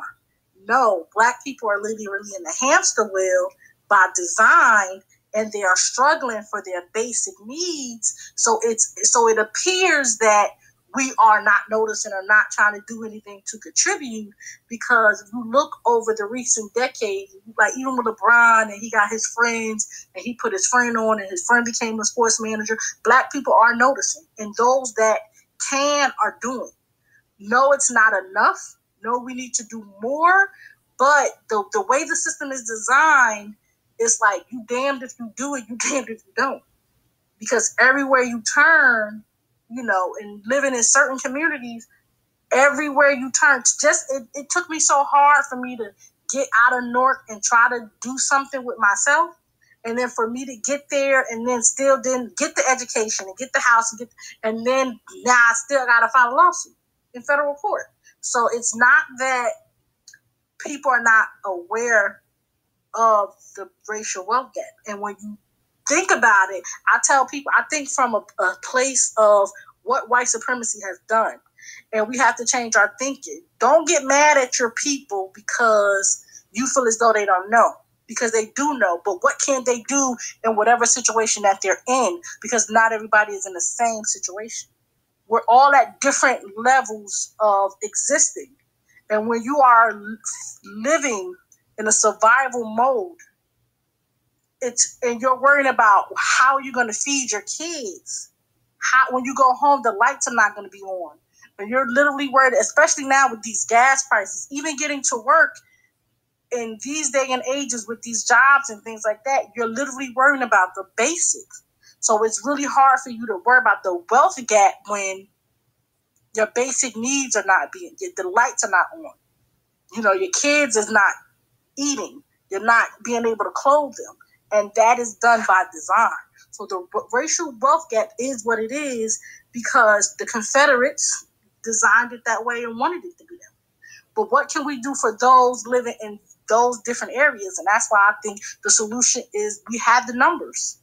We have the numbers among us to solve the problem among us because it was already done before. We just have to do what was already done. The blueprint is written, and we just need to follow it. But I don't want you to think that, because it does get discouraging when you feel like, people are not getting the message and you're trying to sound the alarm. But understand, there are people who get the message. It's just that they're in their survival. Thank you. Thank you, sister. I appreciate you chiming in. I I know you got that on DM I sent you about posting the article on Newstoter, so I was glad that we were able to go ahead and put that on there for you. And I definitely feel you. And I don't mean that it's everybody. Of course, it's not everybody, but unfortunately, it's too many of us that act like we just got our damn head in the cloud walking around, and that part really pisses me off. But you're right, it's not everybody. It's plenty of us that actually know the struggle that's going out there. I just want to thank DJ, Harvey Barnett, and also Jonas or Eunice. I don't want to mispronounce your name, but I appreciate you guys for going ahead and contributing on Cash App. Thank you very much. And I trust me, I really, really appreciate that, guys. I'm going to go ahead and kick it to April Showers. She was next. Hey, real quick, Tyler, can I respond to On Live real quick? Yeah, go ahead. So, no, you're my plan real fast on this one. This is real simple, y'all. So, you, not to say that, because the names you just shouted out, Toto, on the Cash App, everybody go send Tata $1, y'all. Even if you may not really have it, because I don't really even got it to send Tata $1. But I'm going to send him my bro this bread so he could build this empire of black entertainment in America. If everybody just sent him $1 for the night, that should be fire. So to go back to what Ray was actually saying, Aunt Law, we don't support each other enough. Yeah, we understand the data and the racial wealth gap and how Obama, of all people, just really sent us back into like some slavery times. You see how people are struggling every day. And we're specifically talking about black Americans. No other race. When you're in your inner city of, Compton or Newark or somewhere in Detroit or Houston, our peoples is homeless, man. We in the street because we didn't get any PPP money. You see what I'm saying? All these stimulus checks that they constantly still giving out, it's not going to us. I'm not sure even if y'all even pay attention to that stuff as far as the economics. Other thing is, too, I hate to go to the crab in the barrel topic, but we just don't support each other from a group economic standpoint. Everybody want to be the chief, but nobody want to get down in the pits and build this shit on the Indian level. You know what I mean? We need the smartest and brightest of us to say, hey, look, this is what it is. I'm going to go pull, the other people that are in my field. So if you're a doctor, you need to be pulling all the doctors. Me, Tata, you feel what I'm saying? We on the entertainment as far as reporting the news. I'm a distributor as far as my physical distribution goes. I'm trying to get the word out. We're trying to get the word out. So if we kick it over to reparations, why aren't we taking all this information that we got online and pushing it to the streets? So let me talk about that real quick. So when you say, hey, look, build your YouTube page up and all that other stuff, same thing with you, what you're saying online is all the same thing because I know you do your comedy. We shout out to the A-Squad homies or whatever down in the bricks. We know we working with the entertainment. But here's the thing you got to understand. So let's talk about the data of that. If it's 8 billion people on the planet, give or take, you feel what I'm saying? Out of that 8 billion people, only 4 billion people stream. But out of that 4 billion people, only 1 billion and 1 are paid subscribers. And we're talking about paid subscribers across, shared platform. So you figure Apple Music, YouTube Music, Spotify. Spotify is number 1, too. They got the most paid subscribers out of that 1 billion and 1. They got like a half a billion subscribers or whatever. So 1 billion and 1 paid subscribers at $9.99 a month times multiplied by a year, you're getting $120 billion. But we already know as entertainers, these streaming platforms are only paying us 0.0019 cent on a penny. I got to get X amount of streams in order to see any type of money. So if you was making 20, 30,000 a year, all you would have to do is get maybe about 5 million streams. But that's kind of hard when online saying that you got the machine working against you. See, you could have the hottest record, it'll never get promoted. Why? Because you're not Jack Harlow. You feel what I'm saying? You're not the next Eminem that they trying to replace. You the black man who created this hip hop shit and replace you with somebody else. You feel what I'm saying? So you'll never know the ins and outs of the shit. You'll never reap the true benefits if you pay attention to a lot of singers and entertainers today. Oh my God, I'm about to be in trouble. What's the old girl name? Not Sade, but Anita Baker. She's going crazy on the music industry because she worked her whole life. She wrote a lot of them songs. They got her masters. Give her her masters back. If you study our brother Michael Jackson, he was the king and the GOAT for a reason. He the only black man to ever own a partial, like pretty much all of a record company and own the masters of white artists. You feel what I'm saying? This is why I feel like they took that brother out, because he owned half of Sony Music. You know what that means? That's a multi-billion-dollar just the music arm of Sony, and he owned half of it, more than 50%, bro. And then he owned another record company. I think it was ATX Records. With that record label, wound up having the Beatles catalog to it. So he wound up buying all that stuff. Michael Jackson, he was so smart, and he died rich as fuck. You feel what I'm saying? So we got to take that information and start applying it. So again, how do we apply it? Go to Newstoter on the web, subscribe, hit the Cash App, hit the YouTube, hit the like button, share with your friends, build that algorithm up, because this is the only way we're going to be able to come up. Start, I'm about to start doing physicals again. So again, the other 4 billion on the people, just to land my plane, the other 4 billion on the people on the planet, if they ain't got no smartphone, don't pay for no cable, no internet, none of this stuff, how the hell is they on Twitter listening to us? Our people don't subscribe to none of this cable shit. We broke, remember? So therefore, meaning we still going downtown or go and hit the homie at the liquor store to go get the bootleg. We still buying CDs, DVDs, and physicals. The physical market is still a multi-billion-dollar industry. Don't let the music industry fool you. And they've obviously been able to either fool or coerce with the auto industry, because when you go into a dealership and buy a new car, you can't even buy one with a CD, DVD player in it, with the old school TVs a lot of the times to entertain the kids in the back, like the old camper vans and in the road vehicles like that. So this is stuff we got to start thinking about, but it does work, right? And on live, we could change our own destiny. We could, but we got to start supporting each other and let those that want to lead, just back them. Like we do Professor Black Truth, and we back Yvette Carnell and Tone Talks and Tariq Nasheed and all these other people. We got to bring Tada up. You feel what I'm saying? That's just all it really is. I definitely appreciate that, bro. Thank you for the love. Thank you to Brother Moko and Dirty Jersey also for your contributions. We're going to go ahead and hand it over to April Showers. Go ahead and unmute your mic. Thank you. Peace, power, and reparations to the people. So, a few things, a lot been said. When I first had raised my hand, we kind of moved away from that.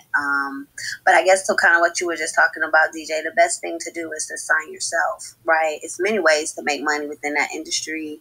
You just really have to be creative, right? Like you could really rent out event places and sell tickets to your fans, right? That distribution and music marketing, I've been doing it for almost 20 years. There's so many ways that you can make money in that, and it has nothing to do with streaming.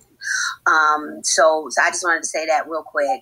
And we're under white supremacy right now that is practicing actively ethnogenocide, right?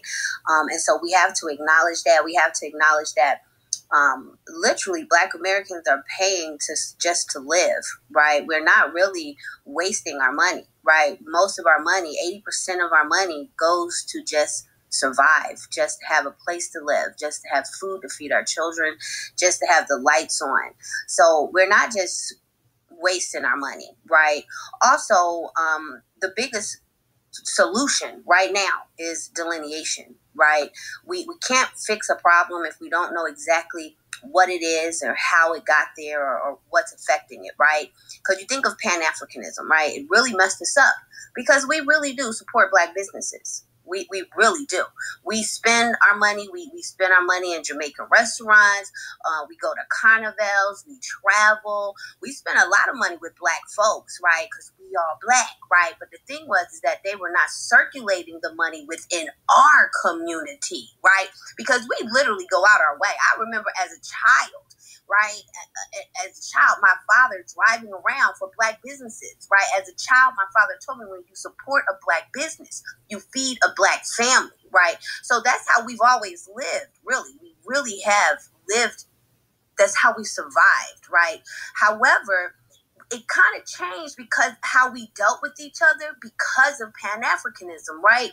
Because we started dealing with the whole we are Black, but we really were dealing with people who are nothing like us, right? So when I go back and I look, and I'm born in the 70s, right? So when I go back and I look at my life and I look at my business relationships, even my friendships, the things where I had bad dealings or I had horrible falling outs, those were not Black American people.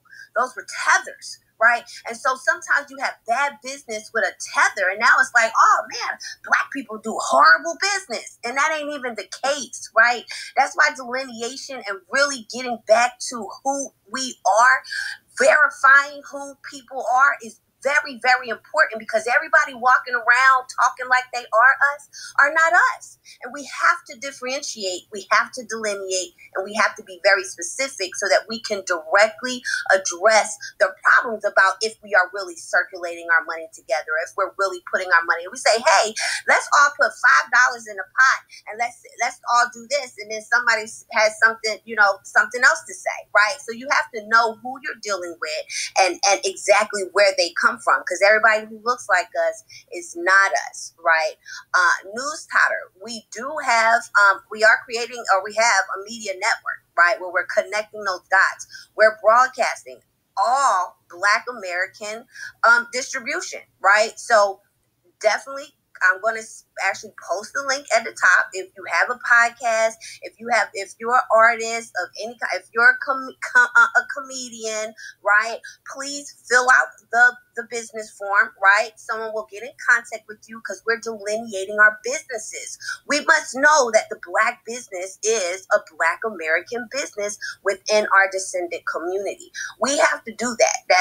That's really going to actually address a lot of the issues about us recycling money amongst ourselves, right? Because cooperative economics is something that we've always done. It's not nothing new. You think of Callie House, when they had monthly reparation dues. She had over 300,000 people with no social media. So no, right? So those things exist. Those communities exist. We literally have built an underground social city where we are preparing for life after reparations. We are building cooperatively. We are resetting our culture while we delineate. You cannot be in our space if you are not a verified Negro, because it is an issue of us resetting our culture, right? Rebuilding our trust and actually getting to know who we are and what we're good at, right? If everyone could actually master their lane, right? I'm good in this and you're good in that, and we work with other masters in that lane, and then we collectively work together to make what's best for the whole cooperative, right? And so that's a part of the reset, and the delineation is a major, major part of that. That's a part of getting on code. More and more people are actually doing that. We're prioritizing our lineage, prioritizing our existence. That's something that, even though we knew that white supremacy was our enemy, right? It still was a fog of Pan-Africanism. We were still kind of fucked up. So it's like you said, Newstoter, like, we really think that we doing some shit, and we really were not. We were not accomplishing what we needed to. A part of that reset in our culture is being more active in politics, right? Not allowing people to continue to walk over us in politics, not to get away. And that goes back to delineating, right? Making sure that the people who are in offices are actually us, that actually can talk and speak for us on our behalf and actually are fighting for us. We haven't done that. People voted for, I didn't vote for Obama, but people voted for Obama because he was Black, right? And so we have to get away from just because people are Black, just because they have the vernacular of a Negro. We need to verify and make know for sure. And then that allows us to actually move forward and be productive and progressive as a people. So I hope that made sense. Thanks for allowing me to speak. No problem. You made some great points. I definitely can verify that I'm a Black American. I can trace my my great-great-grandfather fighting in the Spanish-American War, and that's on my dad's side. So my mom's side, Alabama, and the southern states as well. So I definitely don't have a problem verifying that. But I do agree with a lot what you said, and definitely don't have a problem with, like you said, going ahead and just trying to verify who's who and whatnot. Newstoter is a Black-owned website that curates websites over here in America. Most of the websites that we curate are Black-owned newspapers, as well as Black bloggers and whatnot. But we do also curate some news from overseas and from other and also in the diaspora. So we try to be wide ranging, but we basically focus on what's here because this is where I live at. This is my roots and whatnot. So, but being a news outlet, I do have to show some versatility, and I need to be able to show that I can tackle international problems as well. But I definitely agree with everything he was saying, and like I say, I definitely wouldn't mind verifying that. And if you have a way of trying to open us up to a bigger audience and whatnot, I'm down for it. I'm gonna go ahead and let Madam speak because she had her hand up, and I'm gonna give the order before we go. It's Madam, Immortal, Ray Smith, and Black Majority. So go ahead, Madam. Hi everyone. I just want to say that I support your reparation fight, even though I'm not eligible. Just a couple of points I would like to make. I know that I guess while we fight for reparations, while the fight is for reparation, I think what we can do in the meanwhile to get ahead is to basically some of us are young, we're more in tune with how to run our financial pockets. So I think a lot of the young generation needs to really see what the older generation are doing and help them manage their money properly. I'm not sure if anybody have heard of Dave Ramsey. I follow Dave Ramsey, and that has helped me a lot. And I took over my parents' finances, their investment and everything. So those are some of the stuff that we can do for the people that have something to work with. I know many of us don't have much to work with, but I think the ones that have something to work with, we can help them in that aspect. Another point I would like to make is the school. I follow Dr. Claude Anderson, and I'm in the process of trying to get his books into some of the school districts. I'm getting pushback, but it's a fight I'm willing to take on. I'm fighting. So, we have to get into the schools. We have to get these young boys, to read his books.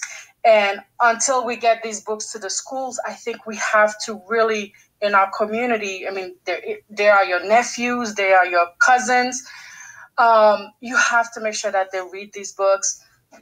I wish Black people had some kind of like Saturday schools like the Jews do. They go every Saturday, they go to a class where they learn about money, their history. So I thought I really wish we had something like that where we can go Saturday schools, the kids go there and they learn about the true history, none of the crap they learn during the week, and also how to manage money.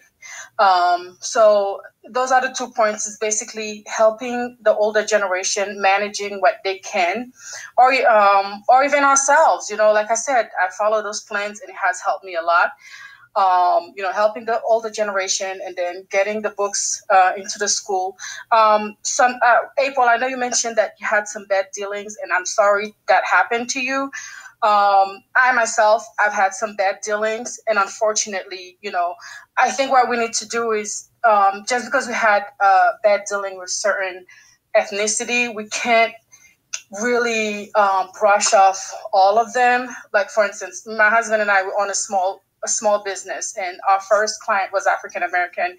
We worked with them for a year, and we ended up getting paid 33% of the total bill. I'm not gonna say, I'm gonna stop working, with African American. To me, Black is Black. As long as you put your Blackness first before anything else, before your ethnicity or your gender, we're cool. I can work with you.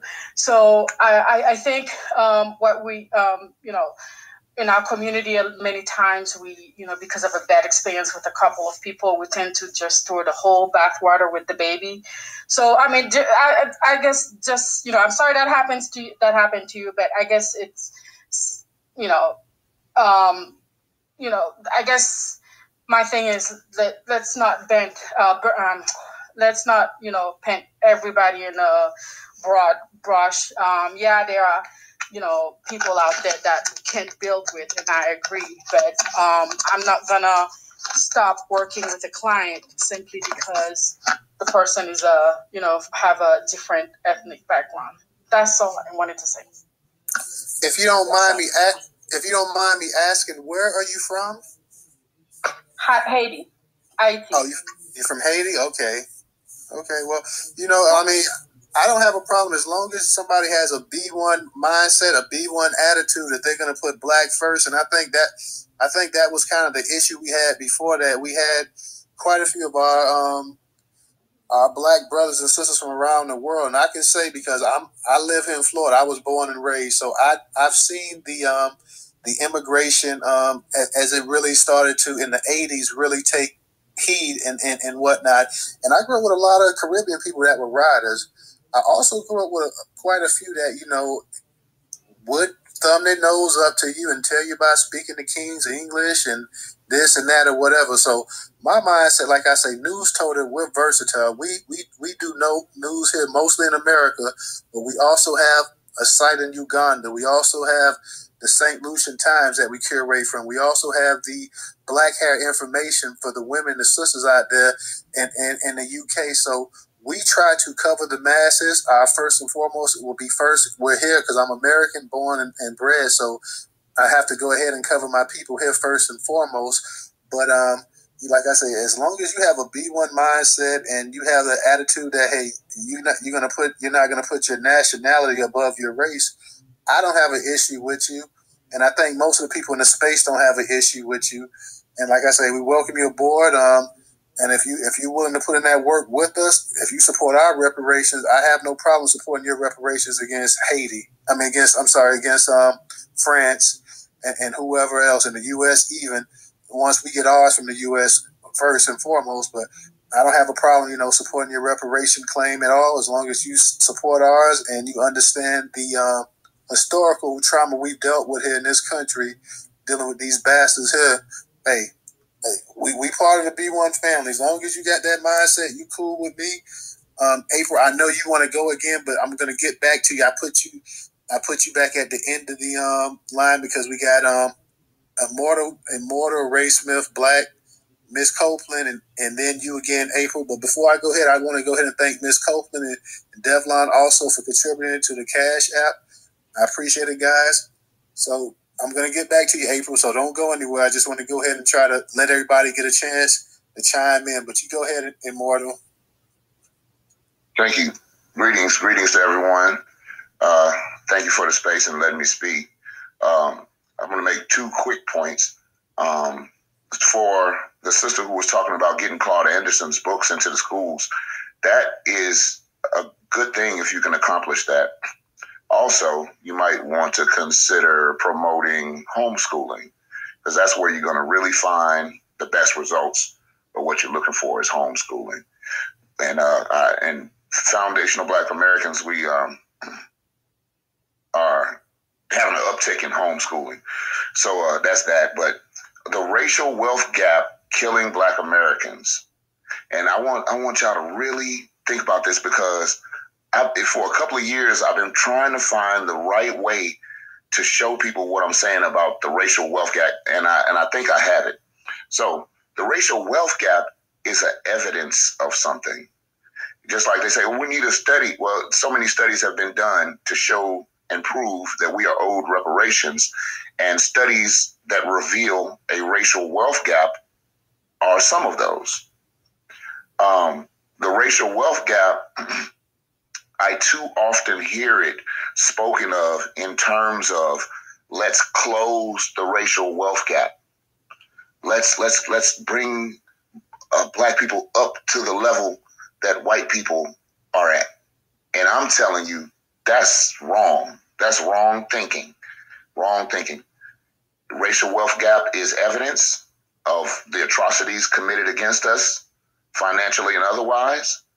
But I remember another wealth gap that I loved. I loved the Black Wall Street wealth gap. There was a wealth gap there. The citizens over there in Tulsa had a better standard of living than the white people in the surrounding area. They were making more money than the white people in the surrounding area. As a matter of fact, the white people in the surrounding area were not employing Black people in that area of Tulsa. Black people in that area of Tulsa were reaching out to get contract work done in the surrounding area because they had so much business. So you see, there was a racial wealth gap there. And of course, we know what happened, to that place. But for someone to say to me, well, giving me reparations, the monetary amount, the monetary part, to bring me up to the speed of a white person, don't never take that. That's a limiting factor. They try to use the racial wealth gap to limit what they owe you. And really, if they give us what they owe us, we'll be back in the same position those people were in black. Our people who lived in Black Wall Street were with the white people in the surrounding areas. And that's one of the reasons it's been so hard to get our reparations. They don't want that reverse racial wealth gap, but it doesn't matter. You have to pay what you owe. If you owe me $20 and I got $20 and you got 30, pay me my fucking $20. Yeah, I'm gonna have 40. Yeah, you're gonna have 10. Pay me my fucking money. I don't have shit to do with what you, So that's all I wanted to say about the racial wealth gap. It is a marker. It is a evidence of what has been done to us, but it should not be a metric to be used to determine what we should receive in reparations. I appreciate y'all letting me speak. Absolutely. No problem, man. I definitely appreciate you chiming in, dropping some knowledge there. Hey, you made a lot of sense there, so I can't complain about what you said. Ray, you go ahead and unmute your mic. I just had 2 quick points I wanted to make, and I'm not sure if anyone brought it up. Today is the 101st anniversary of the Tulsa Race Massacre, so I want to bring that up. Secondly, I sent you and I sent DJ a DM. We were talking about the Nation of Islam earlier. I actually reached out to someone that's in it, and they said give them about 10, 15 minutes. They were going to jump in. Any questions, we could, ask them, and they're willing to work with us. Oh, shit, that's what's up then, man. I mean, damn, I hope they come ahead and jump in here tonight for real, because that's what's up. We definitely would love to hit them, go ahead and drop some knowledge and give us some pointers and, let us know exactly how we can move this thing right here. So yeah, that would definitely be great if we could actually get somebody to come in, man. Like I say, I have to give Ray his due, man. Ray, DJ, they some hustlers. they move the ball, man. I love having them in this space, man. Y'all don't know exactly what a big help. Miss Copeland as well too.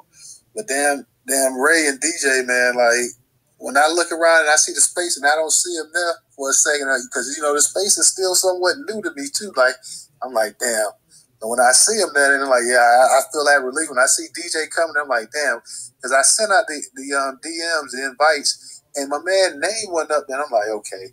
I hope DJ go ahead and see this. And when I see him coming in, I instantly have to make him the co-host, man, because he's been with me almost day one on this thing here. And like I say, and Ray and Copeland, like they always come through. They always support. They always show love, not only just in the spaces, but with the actual content and stuff as well, too, man. So I'm very appreciative. Like I say, we're putting Newstoter out there, and you guys are playing a big part in that, and you're actually letting people know about the rawness of the website. I'm not even finna sell it short. Newstoter is raw.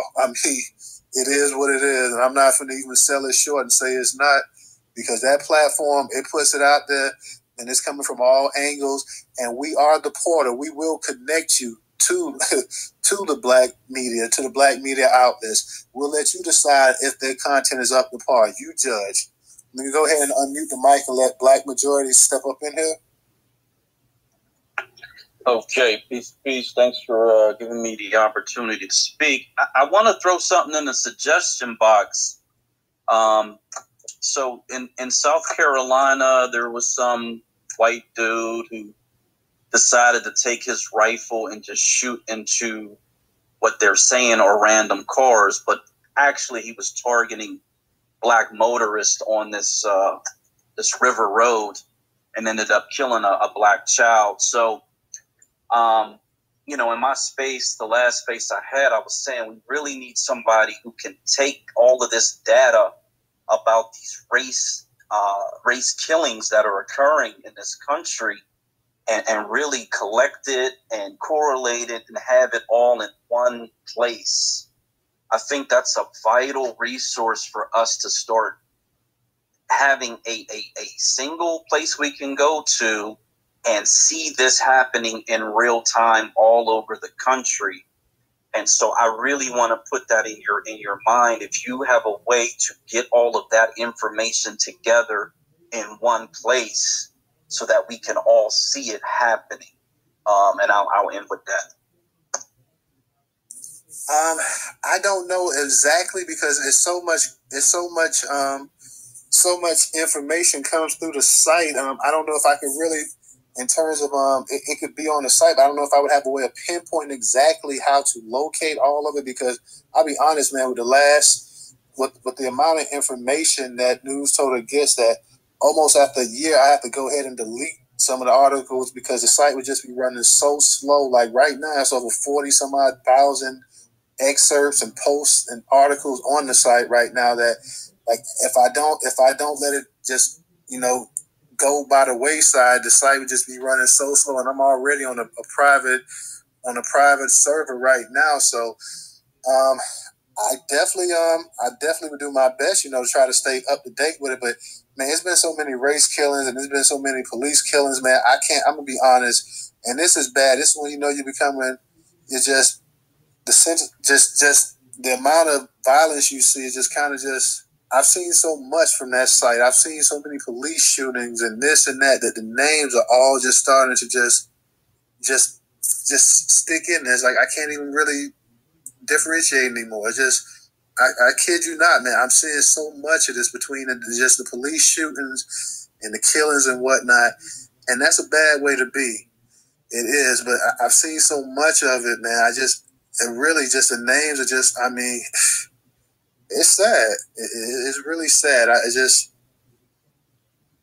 tell you what, I will do, Black Majority. I'll do my part. That when it does come on, I'll do my part to go ahead and post it on the social media outlets and everything like that, and try to strike up conversations and stuff about that. It's just like I say, it's so much content on there that I don't know if I don't really have the database really to just pinpoint it. It could be on there, but I mean.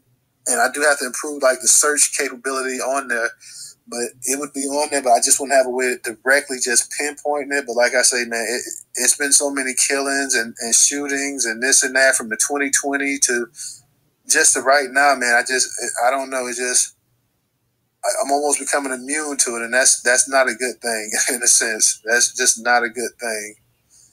I'm going to go ahead and unmute your mic, Miss Copeland. You go ahead and chime in.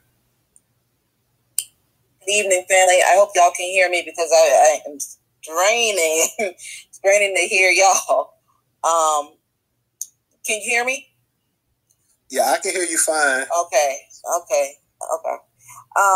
First of all, I want to say I salute you. I salute what you do, Brother Toter, and what you do, Brother DJ. These two brothers are the real deal. And I remember reaching out to Brother Toter some time ago about maybe publishing some of my articles. And this brother was like, hey, just send them all over. I haven't done it yet, but I will be doing it. But either way, I mean, that kind of support is something that's very rare. And I appreciate it to the fullest. I really do. That being said, I understand exactly, to the topic. I understand what the frustration that he feels, having been doing political work on behalf of Black families since 2016. It is hell to try to get, it's very weighing on a person, just like what he was saying with the curation of the killings. I started a couple of years ago. I had a newsletter that I was trying to do the same thing. And I have written about police brutality or police killings in Michigan, where I'm at now. But what people don't understand is like you're only one person. Like you can only do so much, and that's why I'm always saying that we as a people, the B1 specifically, FDA, we need to start lifting up people like Brother Toter, people like Brother DJ, people that are doing the work. You understand, it is very hard to do this kind of work. It is hard. It is hard on your mind. It is hard on your emotions.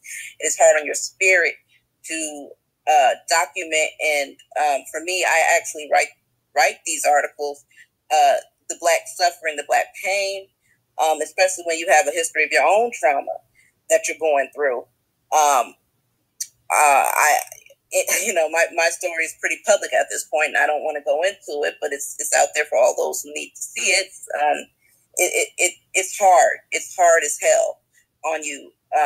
It's triggering. And so, and also I would like to say, to be able to document this kind of systemic oppression, it would take more than one person, more than two people. It would take a group of people to be doing this like a 24-hour, 7 days a week kind of thing. At the end of the year, you're going to end up with thousands of cases of police brutality and other things, because that's just how oppressed we are as a people. So that's what it would take. It would take several people all day, every day to document that kind of thing.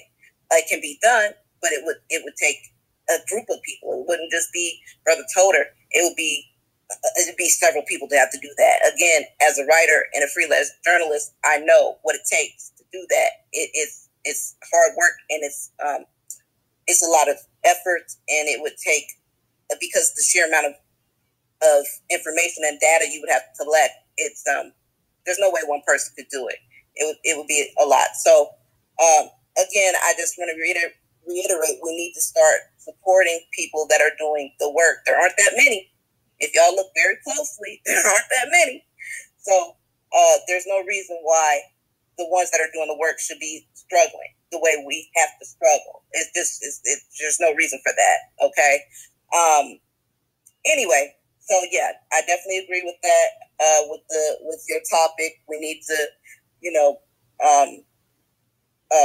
make it be known. Again, I think we deal with, and I don't want to babble too much, we have to get our priorities straight as a people as well, because there's a lot of destruction, not destruction, but I meant to say distraction and nonsense going on all the damn time.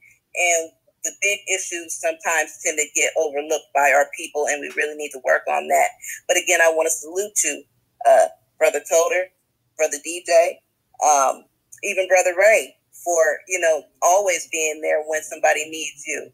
That is a wonderful thing, and I appreciate you as well. And okay, love y'all, family, and I will be quiet now. I land my plane. Thank you, Ms. Copeland. As always, you drop knowledge and whatnot, and like I say, I'm appreciative of anybody that's in this space tonight.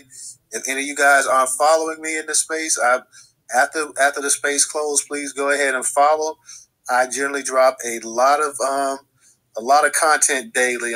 Tomorrow I'll be going on my son's field trip, so it may not be as much because I'll be out of town, but I promise you when I come back, I'll drop, and I'm going to drop something during the day still. So I definitely appreciate everybody that's in this space, that's a follower, that's a supporter. Like I say, go ahead and subscribe to the YouTube channel. Go ahead, and if you go to the website, you'll see a pop-up. If not, you'll see the sidebars. You can go ahead and subscribe to the newsletter. I see Moses 7 in here. He's another brother that go ahead and supports the information. And like I say, we're just starting. There's so much more that we have to put out, and I'm grateful that we have such a large platform that we can distribute this type of information. Black Majority, if you do have anything that you see, you can always DM me, and I can go ahead and tweet it out. If it's something that it's an article that you guys may want to post to the Newstoter, I may not be able to post it right that moment, but I can go ahead and you just go ahead, give me the full article. If you have a link to the website that you have a landing spot, a link to a website you like to link it to, make sure you have an image, and I'll go ahead and I'll post it on Newstoter, and I'll also go ahead and tweet it out. Ms. Copeland could tell you that. Aunt Lee could tell you that. I mean, like I say, I have a lot of content, that's true, so it may take a little bit, but, I try to go ahead and I try to respond to people. Even when they tweet me or whatever, I'm not always able to respond to every tweet that has a mention of my name in it, but I try to respond as much as I possibly can. And like I said, I just want to thank you guys for supporting Black-owned content. I'm going to go ahead and toss it back to Miss April, let you go ahead and do your thing. We got April, DJ, and then we had We had brother, he had his hand up. So April, you go ahead.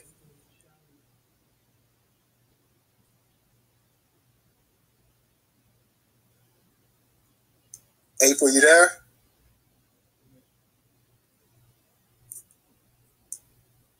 Hey, April Showers. She could have fell down in the chat. You know how Twitter is with this walkie-talkie technology, brother. So until she come back up, I'll just go ahead and say my piece. So basically, Madame, you know, we appreciate you. You know, shout out to my Haiti homies. You know, Sapase, Napule, all that. So the situation is, sis, you got to understand, is that, you know, like I'm pretty, you know, told to pretty much explain it, but just, you know, he down in the South Florida area. You know, I'm up here in the North New Jersey. So back then, you know, a lot of immigrants that were coming here to the U.S., they didn't come with the ideology to help Black Americans, you know, pretty much fight white supremacy. You know, a lot of brothers and sisters that come from the diaspora, that come to Western countries, they come, obviously, you guys come for a better life, resources, that's all good. But you have to also study the land that you are immigrating to. And, you know, and I hate to keep bringing this up every time, you know, but it just leads right back to it. You know, the brother Patrick Leota that got shot in the back of the head by that white supremacist cop. We all know that cop didn't have to shoot him. But, you know, unfortunately, our brother was leaving a bad life too. You know what I'm saying?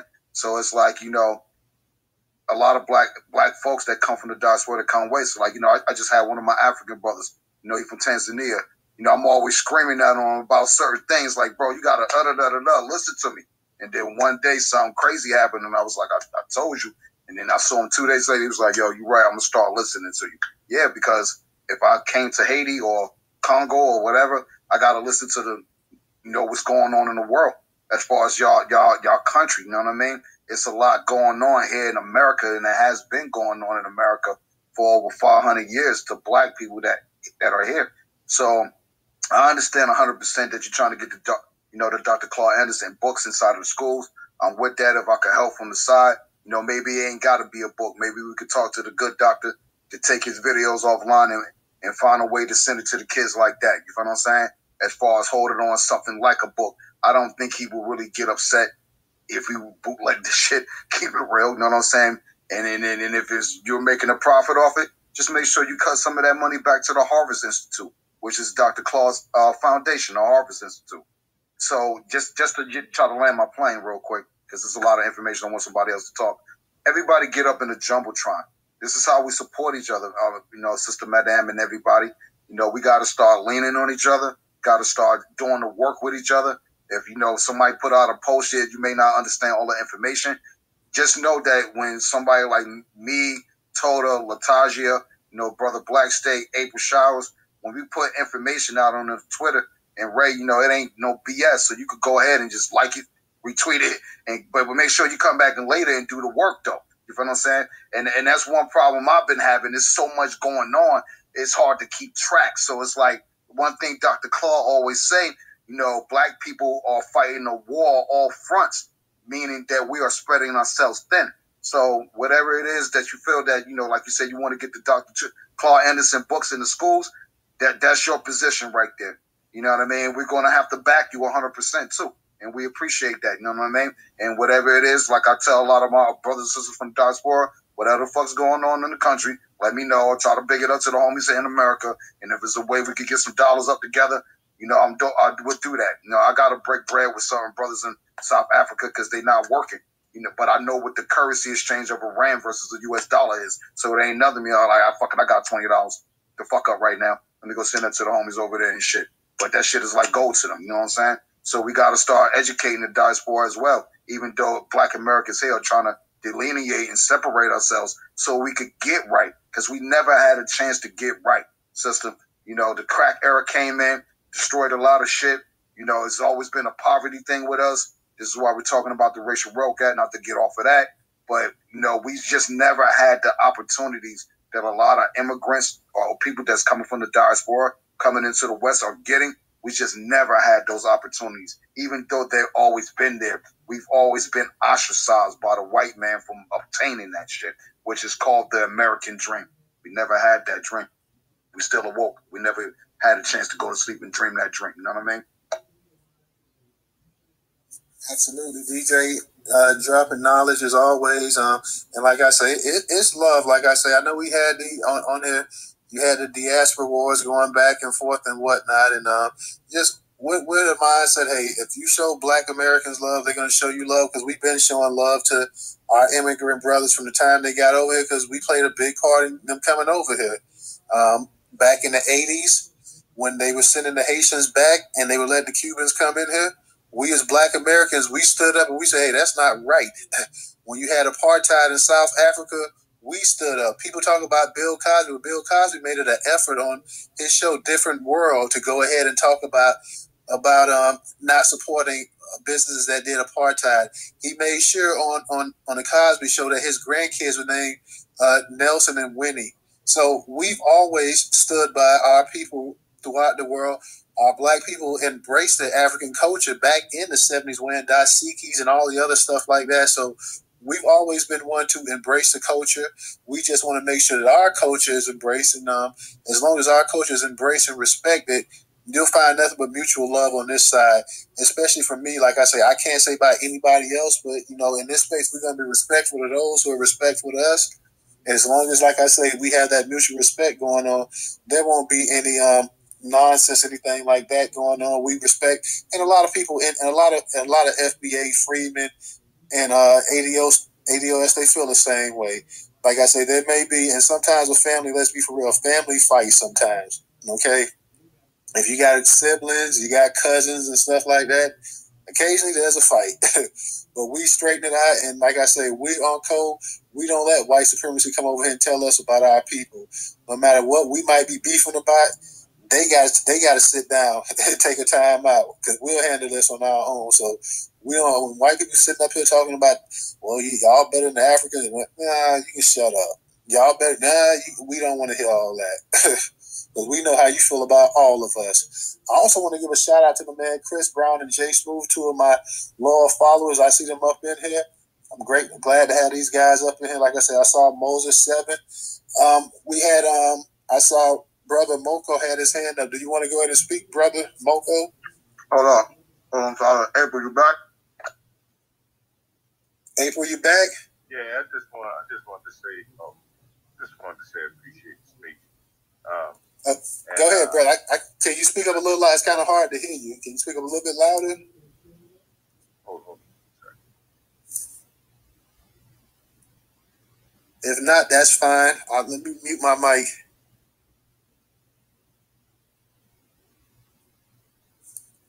Brother Moko, you still there?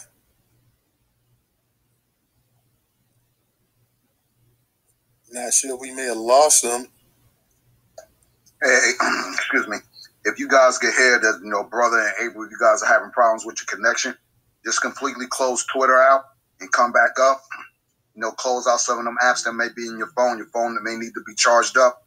These are the technical issues reason why I be in this space. So basically, just close Twitter out, drop your mic down, and just come back up. We'll put you back up as a speaker, all right? Moses, you go ahead and speak until somebody else comes. Newstoter, thank you for having me on. This is a great space. I do my best to partake and listen and give my best input as possible. Now, the title here is Racial Wealth Gap Killing Black Americans. There was a young lady who had Madam, I'm not going to open that page. Got too much going on right now. But she had mentioned it's vital to have at least talk is cheap. And I'm speaking for myself too. So, it's good to talk about it, but galvanizing to produce results is the best outcome. The young lady, Madam, she had mentioned it's vital to have a weekend class for the young minds because they're the future of Black America, young Black American kids. To have a class on the weekends so they can learn about money, and learn about Black American wealth in America. Black American wealth is ideas and the inventions and the greatness that Black America have produced in America. It's vital to have a institution where these young Black kids can go to, whether they're in New York, Boston, anywhere in South Carolina, anywhere in the West Coast. There should be a satellite of these institutions. Now, they don't have to be major, because small steps are the best steps. But it's vital to have either online, virtual, or a physical building where they go to so they could learn about wealth. I'm talking about kids from 8 through 16. You know, bring them in there so they can learn about wealth, learn about money, learn about the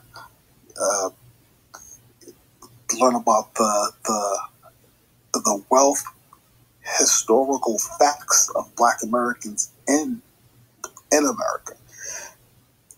So when I read the title, Racial Wealth Gap, Killing Black Americans, this is what I personally think about. And Newstoter is doing an amazing job collecting data. I mean, the guy just told you, man, he has so much data he has to delete some. And it's unfortunate that he has to come across a lot of Black Americans getting gunned down by the authority for meaningless reasons. I mean, that's just a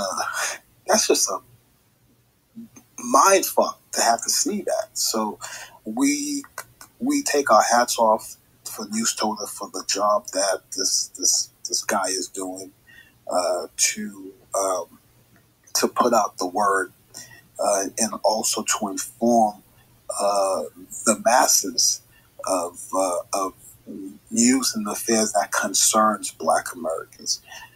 Now, I say that. And I also would like to say that,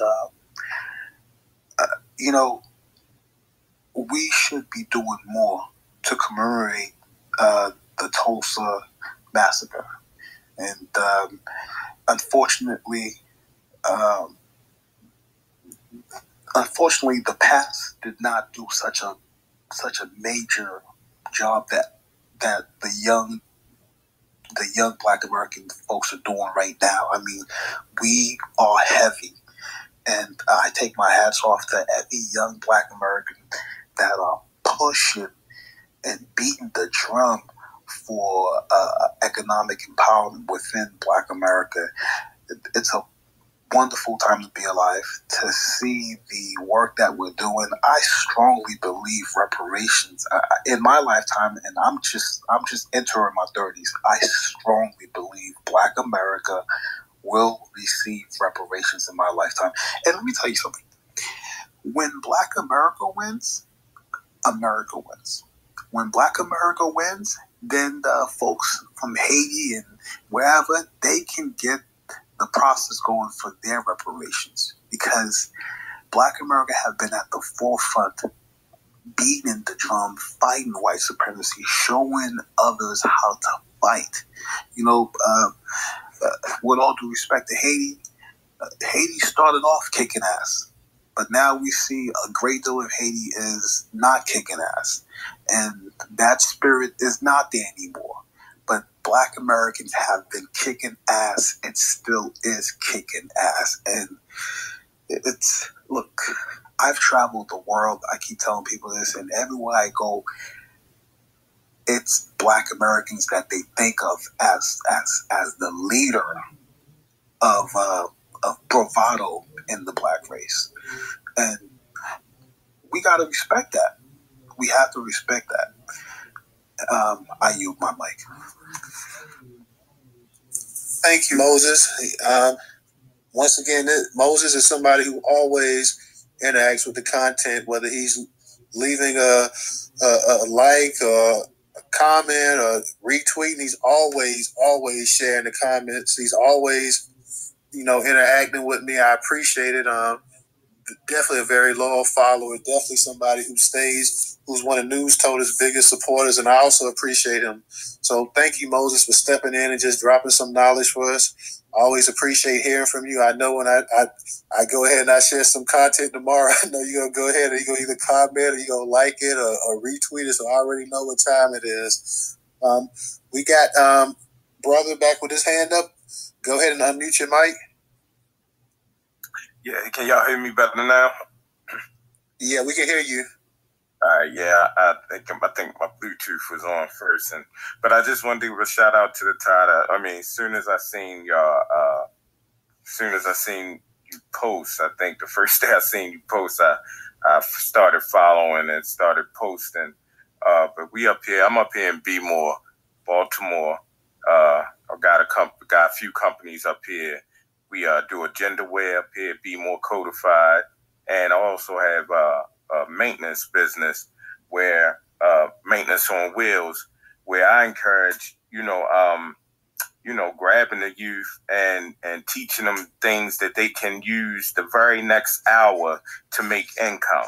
You know what I'm saying? I mean, we talk about, this is a very, very beautiful topic right here, racial wealth gap. But in that racial wealth gap, I believe that, us teaching, especially our younger men, but young women too, how to be builders. You know what I'm saying? We have to, we did build this nation, our ancestors, and, the white supremacists have tried at every front to take us away from being skilled, not just laborers, but skilled, just like Sister April was saying, mastering our skill. So that's what we're doing up here in Baltimore. I just wanted to give a shout out to Newstoter, and I will support as much as possible. Well, thank you. I definitely appreciate that. Just keep following the content. That if you guys just can keep following the content, go ahead and subscribe to the YouTube channel. Maybe if you guys have $1 a month that you can donate, any little bit helps. Like I say, I understand that my people more than any other people. That's why we had this discussion tonight about racial wealth gap. I understand my people more than anybody else is behind the 8 ball. So one thing I'd never ask anybody to do is give what they can't do. If you can't give $1, I understand that. There's no browbeating people over here. Like I say, you can support more than just financially. You can support by following. You can support by subscribing to the YouTube channel. You can support by subscribing to the newsletter. You can support by just commenting and retweeting and sharing and stuff like that. So, whatever anybody can give, I'm grateful. If you can't give it, hey, I understand you may have kids, you may be out of work, you may just bills might be consuming you. I understand that. So one thing I don't do is just browbeat somebody over some money. If you have $1, you can go ahead and send it to $Newstoter at Cash App. If you don't, like I say, support the content, come to the Twitter Spaces, share the links to the Twitter Spaces, interact with the content. Let's start getting some of this content that I'm putting out. Let's start getting 50, 60, 100 retweets. Okay, the analytics, they see that kind of stuff. If you guys, hey, spend a minute a day on Newstoter. If you guys try to click on an article and you can't go to the website to read the full article, go ahead and disable your pop-up blocker so it'll allow you to go where it says click read more. That'll allow you to go. Some people have pop-up blockers and it won't allow them to go to the site to read the entire article. Click the pop-up bar, disable the pop-up blocker so you can go to the other site. So like I say, there's so many ways of supporting Black-owned business that it doesn't always have to be financial. But like I say, if you can financially give $1 or $2, it's appreciated. It is greatly appreciated. Madam? Newstoter, I'd like to add, please, if it's possible, you could put out a post, especially on the Foundational Black American, put out a post letting people know if they can't read more, in detailed description of what to do on their phone so they could have access to continue and read more on the Newstoter.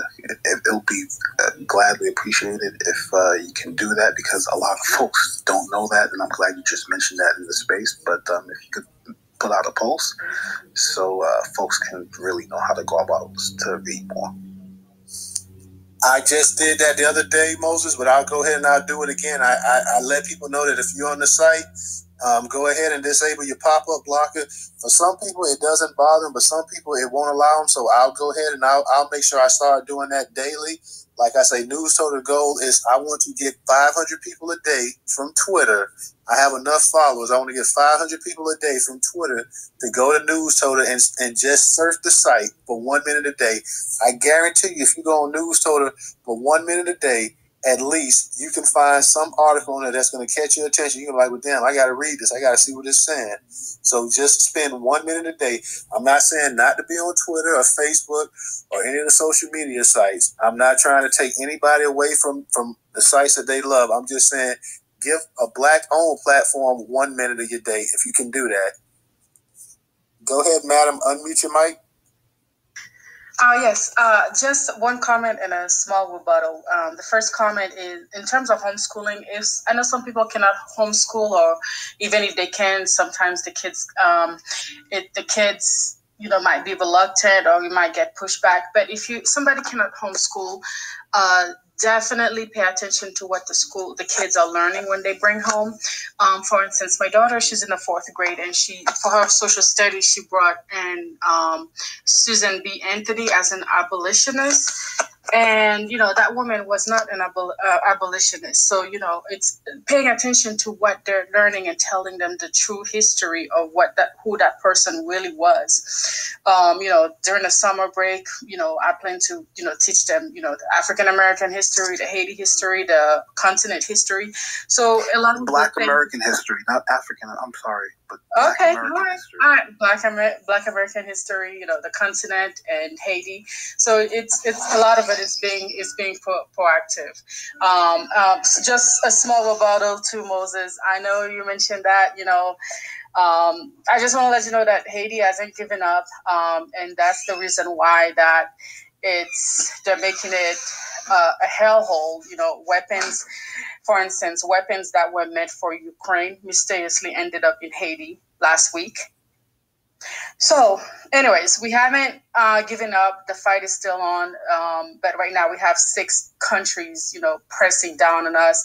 The thing that I want Black American brothers and sisters to understand is that the level of oppression from these big countries to back home is real. Well, you guys obviously know that. But like, for instance, Haiti, when the president asked for reparation in the 90s, they went in and picked him up and exiled him. Our current president, who was just assassinated, canceled some contracts, and he was trying to do some other stuff. So they would just go in and kill him. So, the fight is still on. We are still fighting. We haven't given up, but it's just a lot of, I feel like it has a different level of difficulties because you are dealing with like 6 major countries who just won't give up, the same way, crack was dropped into the Black American neighborhoods. So they do these same things to our country. Like I said, weapons that were meant for Ukraine ended up in Haiti. Like, a lot of these gangs have military weapons. How can they afford it? Obviously they can't. They were dropped off. So, so we haven't given up. The fight is still on. And I think the more pressure we put, right now we're putting a lot of pressure to activism and the people back home. So right now they have intensified the oppression, but we're not giving up. That's all. I'd like to add, thank you, madam, for stating that. And look, we all know that those weapons going to Ukraine, the Ukrainians, they're having a field day right now. So I'm not surprised a lot of these weapons have ended up in Haiti and probably going other places. It's a field day. It's a money grab. Now, let me just say this. Haiti has the opportunity to kick ass again. And the only way for Haiti to kick ass is if Haiti partner up with Black Americans. That's the only way. Haiti's not going to become Haiti if it's trying to build this international bullshit community. Haiti has to close the doors and build an alliance with Black Americans. That's the only way Haiti can win. That's the only way Haiti can have a muscle. Haiti needs to have a muscle. The muscle that Haiti had when the revolution, all that was, the muscle came from the spirit. That spirit is no longer there anymore because it's been incorporated with Fugazi mentality. To bring back that spirit, Haiti needs to build an alliance with Black America, a huge alliance, meaning that Haiti has to open the door specifically for Black Americans. Not Africans, not Jamaicans, Black Americans, because Black Americans are the only Black folks on planet Earth that are serious about kicking ass. Serious about it, no compromising. So Haiti has to close the doors. Haiti has to gain back its prestige. The prestige that it had when it was kicking ass. Now it's begging for rice. How you begging for rice when you can grow your own rice? I say this to say, close the goddamn doors and build a strong alliance with Black America, meaning that Haiti has to make space for Black Americans to come to Haiti so Black Americans can start doing work in Haiti. Are you, my mic? Would you guys really go there, though? I remember reading an article. Yes, we would. Yes. Okay, because I remember reading an article during the the George Floyd, the Haitian government, said to Black Americans, "Hey, I know we don't have much, but we, you guys can come." But the thing is that Haiti right now is not run by it's run by puppets. So it's the person right now who was implicated in president assassination. USA is supporting him. So right now, it's even us in the diaspora, they're trying to keep us at bay because us in the diaspora, we are beating the drum. We know how things is to be run. But the thing is that we are being stopped from going there. And when we do, we get targeted and everything. So Haiti has a whole different level of layers. I think what we can do, what we need from Black American is basically, like, for instance, I support Marcel. He's not going to be those imperialist candidate. So we have to support candidates who's not with the nonsense. Because right now we have this person in Chicago who literally just created a bill, this Black guy. I'm not sure his background, but he created a bill to basically monitor the continent more. So they always put a Black face to attack Black countries. So what we can do, what we need from Black American is to, I think what the young people are definitely doing that. We're paying attention to those coons, like you said, not just a Black face. What are you up for? So that's why I really like Marcel. He's not with the nonsense. So we have to look at our leaders. Haiti can't really open the doors because even to us, because they don't want us, even the diaspora, to go there to help the people because they want Haiti to be more like a sweatshop states in the Caribbean. So for American companies to get cheap, like for instance, Walmart, Target, most of these things are made in Haiti, believe it or not. So Haiti is being sabotaged to be kept as a sweatshop. And that's what we are trying to do. We're trying to put our government and everything, but we're getting a lot of pushback. Look, I understand, but I understand all that. But when the greater galvanize, all that extra boogeyman stuff doesn't face the greater that's galvanized.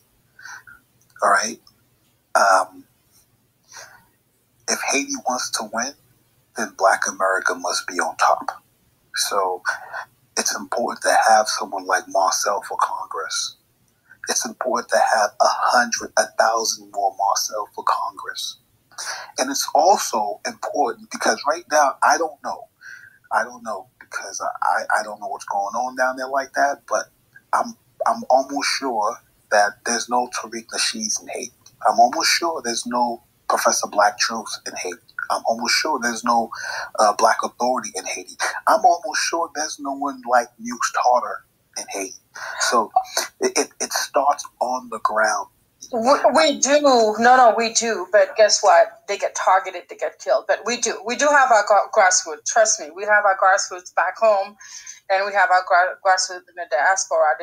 Us in the diaspora, we're making a lot of headways. What we're trying to do is trying to block this politician, because what they do after they mess up Haiti, they get safe passage to here or Canada or France. Right now, we hitting the United States. You can't be doing that. So we're blocking these guys from coming in. So when now these public, Thank you. This is just what Tariq Nasheed is talking about. You know, you got to identify the coons and just identify them and let people know, hey, these are the coons down there, FYI. And you know, another thing, the coons should not be allowed to leave. The coons, there's no way coons should be leaving, coming over here, because it's a pest infestation. No, we're trying to make sure the population, further rise up. But, when they flood your country with weapons, I mean, the regular person, the local merchant lady, what is she going to do? Fight with the guy with like the weapons of war? So it's really a tough situation, but we fighting through it. We're going to make it through. I'm hoping I see that in my lifetime. Thank you for your input. Right, you guys had a good dialogue there going. Is there anybody else that wants to chime in real quick? Anybody has right here? Told the DJ. So to piggyback off what, hey Moses, if you can't mute your mic, I'm not sure if that's the waveform or tap it and try to mute it again. But if not, don't worry about it. So to make a long story, yeah, for sure, it's just a waveform on the Twitter. Sometimes they make it seem like it's on your side. So to make a long story short, we're all saying the same thing.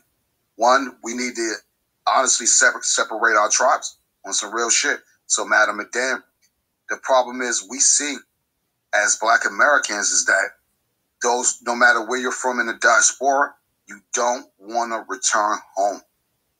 That's the problem right there. So when you say that, all of this are cool, and that is happening, you do got some coons down there, and on the island of Haiti, you know what I'm saying, the country, just as well as we got them here. So like Moses said, you got to call those people out. And I understand 100% that, those brothers and sisters, they may get targeted or whatever the case be. So the whole argument is that you, the Haitian people, you guys have to surround those people that are doing the work and put them in a bubble and protect them. So that way, when I forgot what's the Haitian president's name? They just was assassinated. I'm sorry. Jovenel. John, what is it? Jovenel.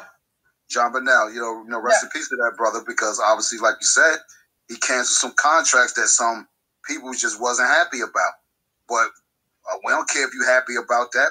It's canceled, fam, and you ain't gonna do nothing about it. So, we gotta start establishing some type of diaspora, and also per tribe, secret service for our people that are doing the work. You feel what I'm saying? Yeah. Because people do get targeted. And the same, and just to piggyback off what Moses said, Black Americans are leading throughout the world, in my opinion, but the diaspora already knows that. And they definitely appreciate Black Americans, whether I hear from a Haitian brother, a Jamaican sister, somebody that's coming from Africa, like, yo, I watched this, hey, yo, what's that? They're so eager to talk to us because they want to learn. You know what I'm saying? Some of them might be grifters, whatever, you know what I'm saying? But 9 times out of 10, they really want to be friends with us. They really want to come over here and learn.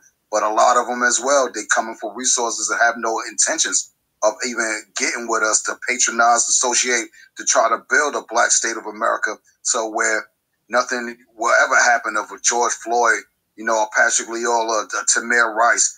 We ain't trying to allow that shit happen again, nor is we trying to allow the Pookies and the Ray Rays of the world to come in the hood and keep terrorizing this shit. You feel what I'm saying? It's time for the OGs to start terrorizing the bullies, yo. So that's pretty much what Moses is saying too, madam. To all my Haitian brothers and sisters, y'all might have to pack up and go home and take that shit back over. Because imagine if y'all could take the data that we're talking about right here, you could easily take Haiti back in a week. Real talk.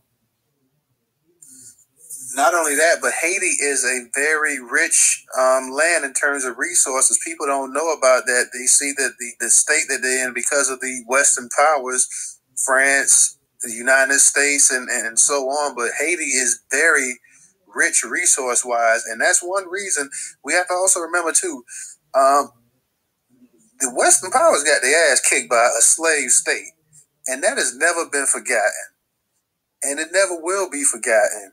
And you had not only did Haiti kick France's ass, they kicked Spain's ass. I mean, they was kicking ass all the way around the board, and the British twice. The British, we have to kick the asses twice.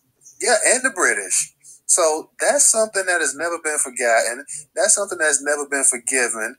And unfortunately, like you guys are saying too, you have such a coon population there that these guys, that if they were to get it together, they could run these boys up out of that country in a month's time. But Moses does make a valid point, and that valid point though is that they really need to unite with the black people over here, and that's one reason. That's one reason why they try to keep us separate as much as possible, for the fear that the black people over here was going to do the same thing. Our only problem was that we weren't on an island and we were outnumbered by a big amount, so we couldn't quite do what the Haitians did. One thing I would say, Moses, that I may disagree slightly on you with is that, yes, they need us, but they should also be making allies with the other black people in the Caribbean. And these Caribbean nations, you have black people that are the bulk of the population in most of these places. And you should already, the same way you have the African Union, you should have a Caribbean Union over there. They should be trading with each other. They should be using resources with each other. They should have been got rid of, in these places, they should have been got rid of the damn Queen and all this other garbage and all this other stuff like that. So in order for them to really rise up, they need to depend on each other, because you can say how much the European hated each other and killed each other, had 1,000-year wars and continental wars and all these other wars. They hated each other, but they traded with each other. And they still trade with each other to this day. Asians hate each other, and they still trade with each other to this day. The Japanese and Chinese hate each other guts, and they still trade with each other to this day. And that's something that black people have not learned. And that is something that has kept them at the bottom of the barrel. And that's something else that plays a part in the damn wealth gap. And over here in this country, the Caribbeans and the Africans should have been trading with black people over here. But because you let some white person, when you came over here, tell you stupid stuff, that has hurt the relationship there. So I'll put it this way, and Moses had a point. We should not only, as black Americans, for everything that we have contributed to the black world, we should have damn settlements in every damn Caribbean nation and every African nation that you can say slaves came from. And then if you was to include us into this, and you was to integrate us into the system, then white supremacy would be on its heels. And that's something that we have all of these black leaders and stuff. That stuff that Ghana's talking about, the year return. I'm talking about real tangibles. I'm not talking about coming over there with millions of dollars and then you give us land. If you believe that we were part of the slave trade, you believe that our ancestral homeland was taken away, and not only just black Americans, but people from the Caribbean also should have a place that they should have over there in Africa, their own settlement. And until you get serious about that, there's no reason the people in Africa and the Caribbean should be banking on the Chinese and the East Indian and the white to bring them up. But they still do. Go ahead, brother, and speak. Yeah, you're absolutely right. Just want to piggyback off of you and Moses. I mean, the one thing that our brothers and sisters that were born back at home never offered was for us to come back home. You know what I'm saying? So that's the main thing of why we are fighting for what's owed to us here. You know what I'm saying? Because we realize that a lot of us were here before they started transporting our brothers and sisters from the continent. You know what I'm saying? So it's not I'm glad to see that we can have a conversation, a real conversation. And there's no arguing or bickering. It's just, getting straight to those points and those facts and staying focused. I mean, all of us should be B1, period. no matter where you were born. Look, I'm black first, but I was born here.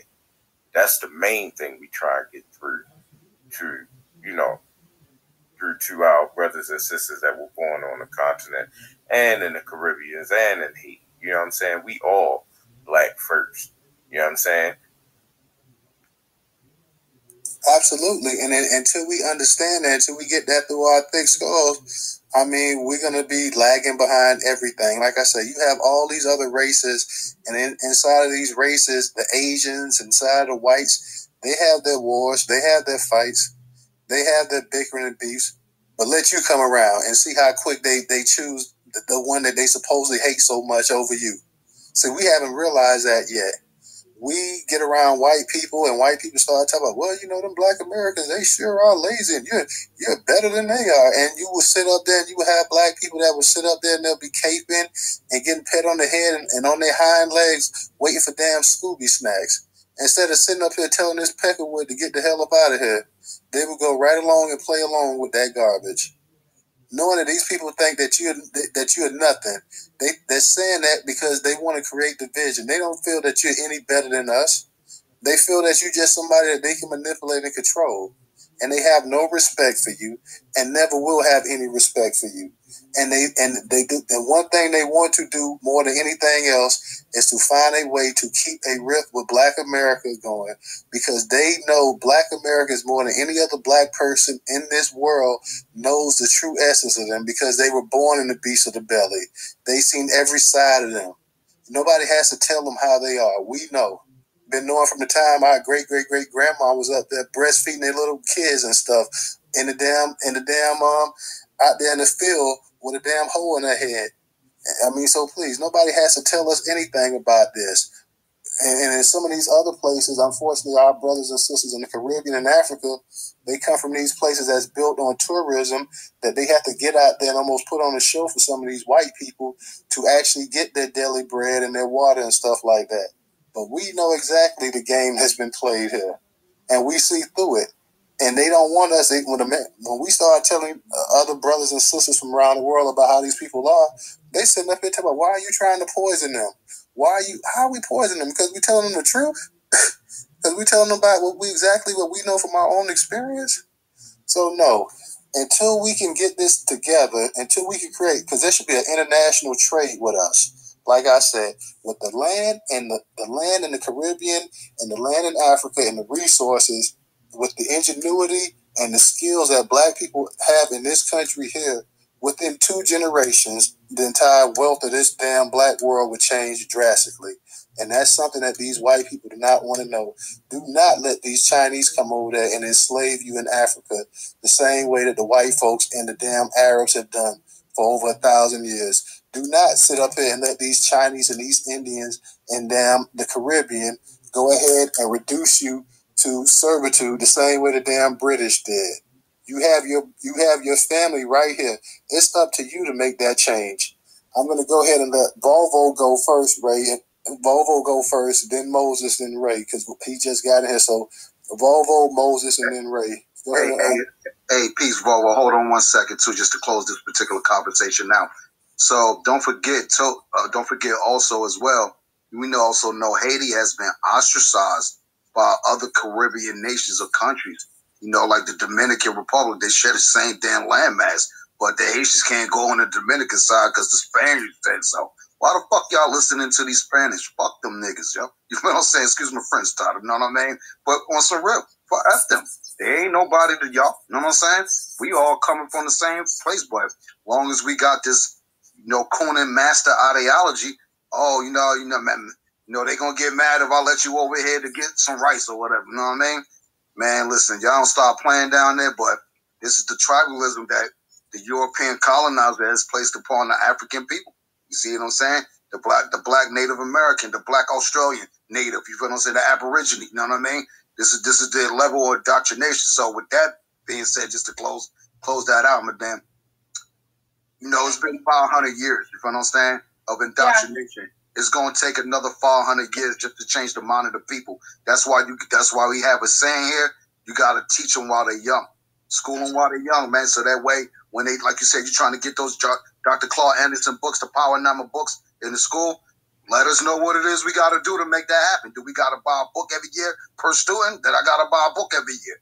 Or I got to buy 5 books. I got to buy 5 books. As long as you giving them to the right people that's going to really learn this, then I'm always put my money up for you. You feel what I'm saying? So with that being said, I'll close that out. Go ahead, Bobo. Yeah, I wanted to touch on. I guess I'm kind of late to the conversation, but I heard a few things. And yeah, we're just talking about like the racial wealth gap, solutions, things we could do. Obviously we got Sister Mad Dan, she, Haitian sister, whatever the case be, she's trying to connect and make sure we connect with her as well. So, how can we get this money as black people? And it's the racial wealth gap killing black Americans. Obviously we know that, but go ahead, brother. Yeah, I wanted to touch on something I heard somebody say about people in the Caribbean should be able to go, they should have a settlement in Africa as well. That's real. That's real. When them earthquakes shook Haiti, Haiti should have been able to go right to Africa to reset. They should have been right. They should have been able to go right there. Should have been big planes flying back and forth from somewhere in Africa to Haiti. When the president got assassinated, Africa should have stepped in. When Haiti tried to join the African Union, they said no, absolutely not. Absolutely not. They said no. We not about to accept them back. So what we got to start doing is this: we got to understand who we dealing with. We got to get off the cosmetics of it. We just looking at it as a surface level. We all black, so we should all get it. Everybody ain't gonna get it. Everybody can't go. You know what I'm saying? We gotta really get off that though. Like I look at it like this: we might just be different. Like I know we all black, we all got nappy hair, we all got full lips, but that don't we just look similar. You know what I'm saying? Like a Japanese man and a Chinese man, they both Asians, but they different. And if you call one the other, he gonna correct you, and he gonna be offended. A Latino, a Mexican, and a Puerto Rican, they both Latinos, but they different. They got a different culture. They got a different understanding. They both speak Spanish, but they different. And if you call one the other, they gonna be offended. So, like, in my opinion, this can be handled tomorrow if Africa would just open her arms to us. If she will open her arms and say, "Hey, we need our people back. We need to be trading back and forth. We can close the wealth gap overnight." If we was trading back and forth, right? All the black nations said, "Hey, we all black. We need to get it in." We can close the wealth gap immediately. But them people ain't built like that. And let me say this, right? Marcus Garvey had a great plan, right? And they knew not to kill Marcus Garvey. They knew not to make Marcus Garvey no martyr. That would have elevated this plan even more. What they did is they sidestepped the Jamaicans, and they said, "We ain't gonna kill them. We just gonna deport them." That shouldn't have been a bad thing, because he already had the Black Americans on board. So Jamaica could have been the home base for Pan-Africanism. That's zero. That'll be ground zero. Ground zero. He already there. He got the Black Americans on board. We need the Jamaicans to get on board. He already there. Now who else we getting on board? But they already sized the Jamaicans up, and they realized the Jamaicans wasn't built like that. So what we got to start doing now, I'm gonna end with this: we got to start worrying about ourselves, man. You know what I'm saying? We got to take our hearts out of it and start using our mind. And I feel like we doing that now. And I'll land right there. Great point that you made there. I mean, yeah, when he went back to Jamaica, it should have still been on. But unfortunately, his own people, I believe they elected a white man over him. So he was elevated to a status here in America by Black Americans. And when he went back home, his own people neglected him. Now, after he's been dead all this time, everybody loves him. They want to put statues up about him and this and that. And had it not been for J. Edgar Hoover's dumbass and the rest of these peckerwoods up here, who knows what would have been popping with him. But when he went back home with his own people, They neglected him. They did not get behind this man. Moses, go ahead and unmute your mic. The gentleman before me well said. This is why a country like Haiti need to build an alliance with Black America, because before you build an alliance with any of these Caribbean countries, it's too messy to build an alliance with any Caribbean country or Africa. I mean, look what this. I just put a post on my profile. It's this Ghanaian guy, Papa, whatever. He acquired the last black-owned bank in Illinois, and he's running amok over there.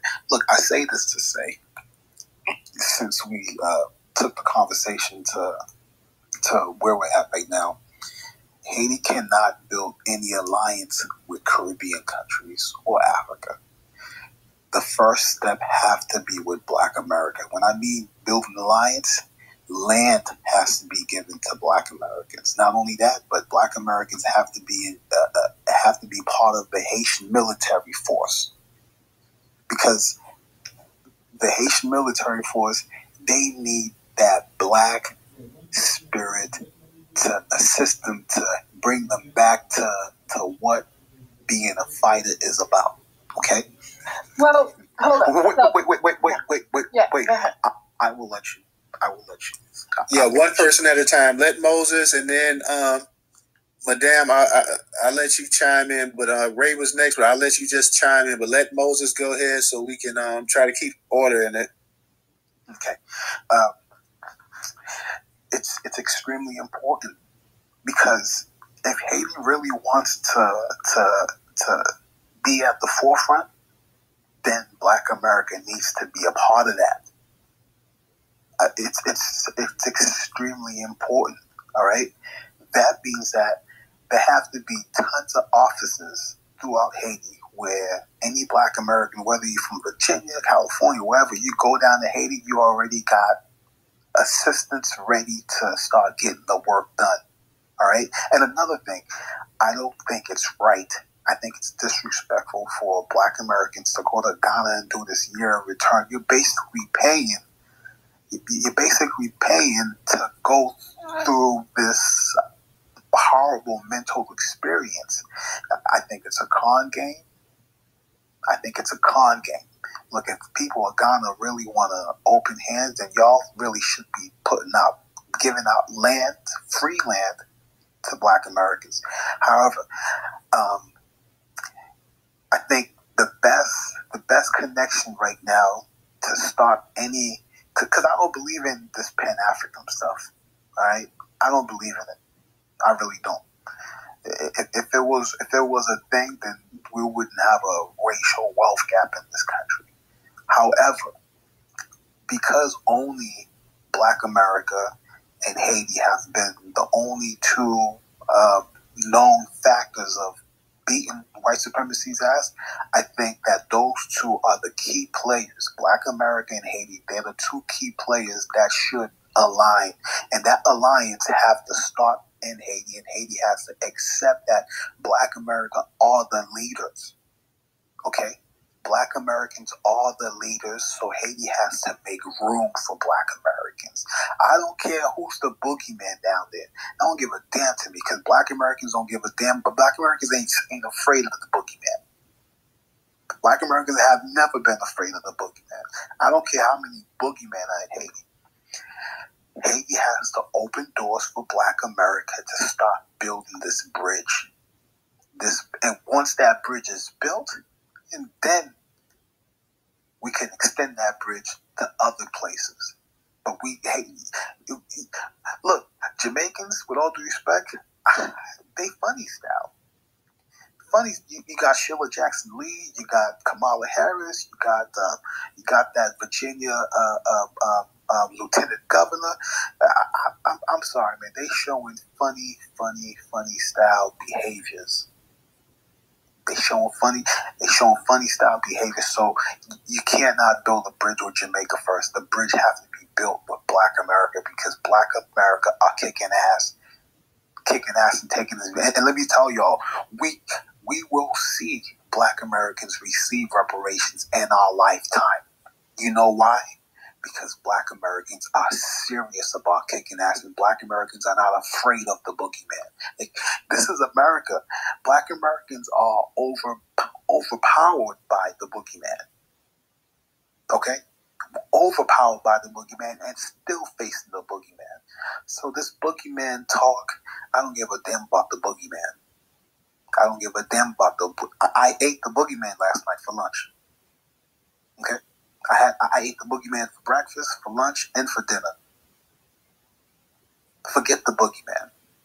This victimized boogeyman talk, get rid of it. I don't give a damn. I don't give a damn how many forces in Haiti that are ruining or stopping the plight for black folks down there to gain their economic access. Forget all that, man. That's boogeyman victimized talk. Because Black Americans, they face the boogeyman every day, and they tell the boogeyman to go to hell. I yield. All right, I'm gonna is actually Ray's go. Let me, because Ray, he's normally pretty quick. Madam, let me go ahead and let Ray go, and then you can go ahead and respond to what Moses says. So let Ray go real quick, and then you can go. Yeah, I'm just gonna be really quick because I gotta get off. I have to be up at 2:30 for work, so I'm already running off about 2-3 hours of sleep. I forgot what I was gonna say. Oh, I was gonna ask you, when is your next space going to be? Because as I told you earlier, I reached out to a couple of people in the Nation of Islam, but they haven't obviously gotten back with me. So, obviously it's late, so they're probably not going to jump on today. But I sent you guys, you and DJ, I sent both of you guys the messages that I've been going back and forth with them with. And I was wondering if you guys can incorporate that into the next Twitter space. Because if we want to talk real solutions, these people have had the solution. They've had it for 70 years. They'll be the ones to help us build.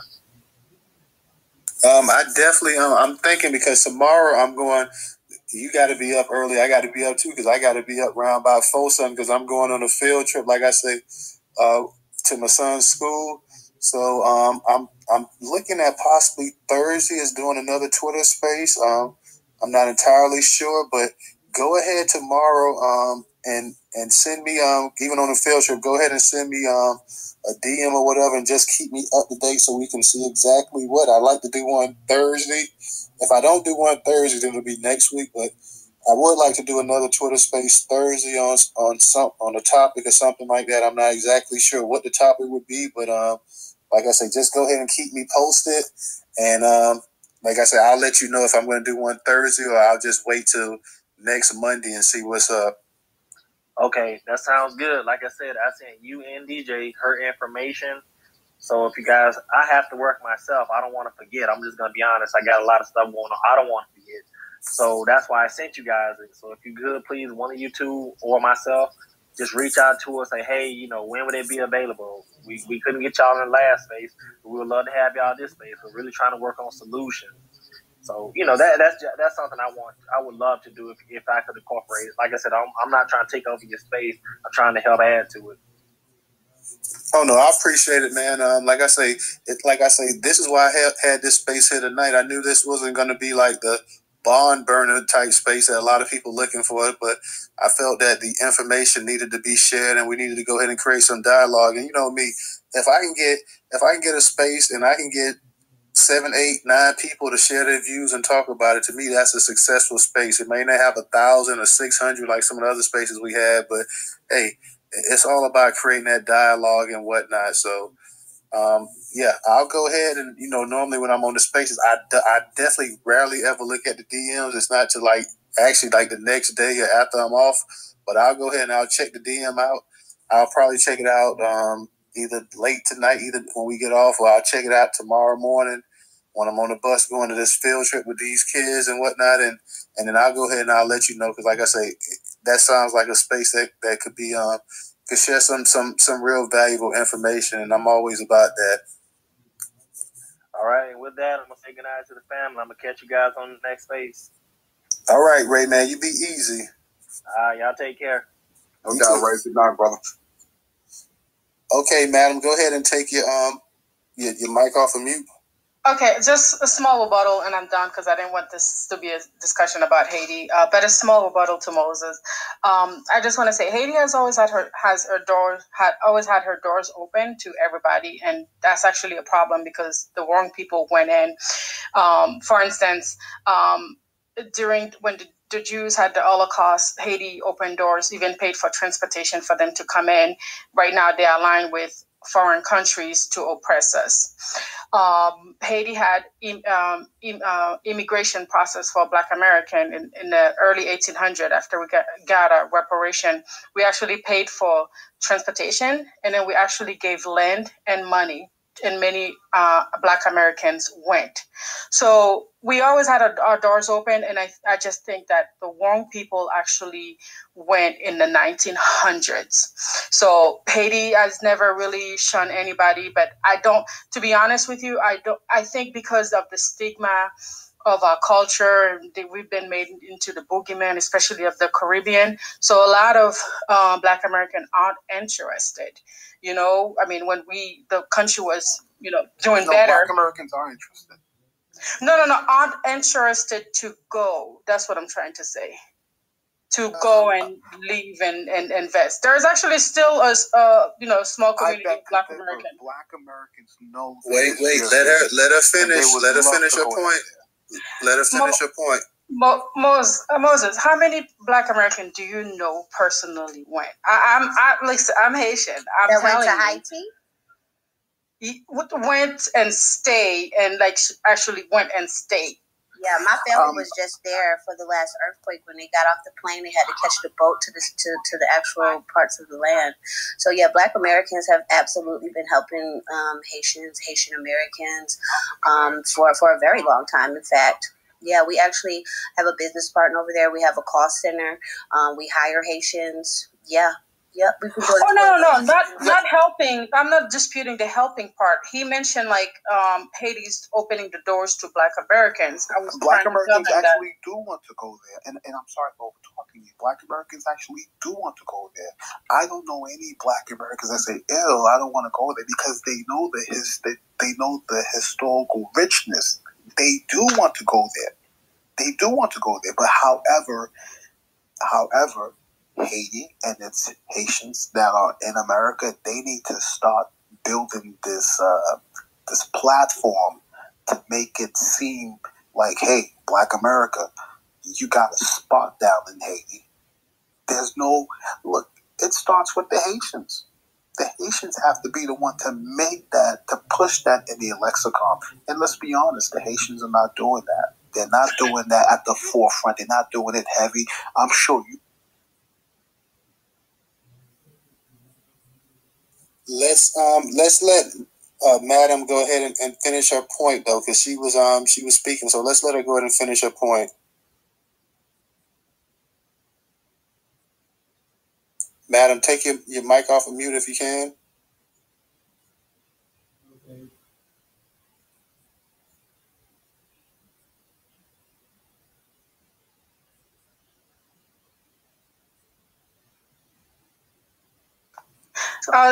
Okay, you just unmuted me. Okay. I couldn't unmute. Sorry. Okay. Besides Moses, show of hands, how many of you guys would go and stay? Not right now, obviously. That's exactly my point. Because, okay, I got 2-3 hands, but I'm just saying it's. We never really.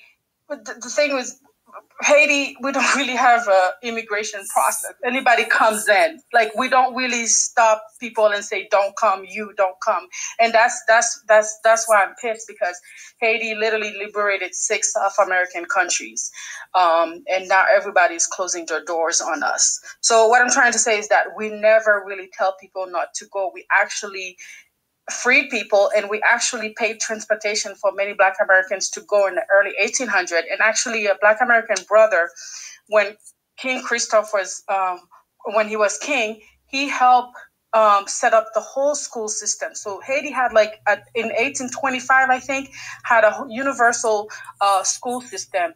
A Black American went there and helped the king set it up. So what I'm trying to say is that we never say, nobody, you guys don't come. Like, anybody can come. That's all. I'm done with this. We just can't become naturalized. Okay, before we go on, hold on. We got to order because we're going to be wrapping it up soon. So I want to let everybody get a chance to get in, but we're going to go ahead and kind of 2-3 minutes is the most that we want to go ahead because we're going to be wrapping this up. So I'm going to give you the order. We're going to go JK, Cash, April, and Volvo, and those will be the last speakers for tonight, guys. So we're going to go ahead and wrap this up, and we want to go ahead and do 2-3 minutes per person, so then somebody else can have a chance to go on. So, JK, go ahead. Thank you for allowing me the time and space. Really interesting space. Big up to all the FBA brothers in America. I am Zimbabwean, African, and I jump on this space big time, and I'm riding with you guys. I just wanted to give a perspective of the Pan-African side of what's going on in Africa in relation to what we're speaking about. Pan-Africanism from an African perspective, or certainly from a Zimbabwean perspective, we killed that. It's a myth. Africans, we've destroyed our own resources. We failed to integrate as economies. We're failing to close the wealth gap within our own country because we're still being colonized, but we're being colonized through the exploitation of resources, and the tool that's now being used for white supremacy in Africa is corruption. So a lot of the leaders in Africa now are happy to take bribes. They're happy to sell off their country to enrich themselves and impoverish their own people. So now we're fighting the monster of white supremacy through the conduit of our own black leaders oppressing their very own people. So if we can't even implement Pan-Africanism within Africa, how then can we implement it worldwide to open our arms to the wider black community, including yourselves as our FBA brothers? So we have a war to fight, and our fight is now against white supremacy through the instruments of corruption that are being used by the Western world to basically dilute everything we have. All the resources that are being taken out of Africa, they're being taken raw, so there's no value added. So if they dig up diamonds, they take them raw, and they add the value in Belgium or in Switzerland, and then sell them at triple whatever the cost of they're actually taking these minerals from. So we have a real problem in Africa. But what you guys are doing is setting an example. You're taking us to church, you're taking us to school, so that we can understand how exploitation is working, but on our very doorstep.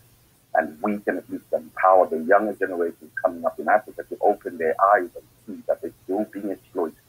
And Pan-Africanism and closing off the wealth gap starts with us at home. If we can't achieve that at home, how are we then supposed to achieve it globally for the black world? So I'm in support of FBA, and I just want to say thank you for the work that you're doing. You're opening our eyes, and we're right behind you guys. And the lessons learned from you will hopefully be able to transmit to our children and our people on the continent, on the motherland. So you're not alone. Real Africans that are in the know, we're on code, and we support what you do. Thank you. Thank you for chiming in. I would definitely agree with you. You guys definitely need to handle that. Those dictators that you have in your homeland, you should run them right through the goddamn ground. And if you haven't, go ahead and please follow Newstoter on Twitter. Like I said, we put out content about Black America mostly, but we also put out content dealing with the actual African diaspora as well. So please go ahead and take back your land from these dictators, with these people with black faces. That's because that's all they are. Cash Gaines, go ahead and unmute your mic. Peace, y'all. Hey, I'm Black American on both sides, just for context of the conversation. I'm foundational Black American, and I'm here to speak on the racial wealth gap. Really, I call it the racial wealth gulf.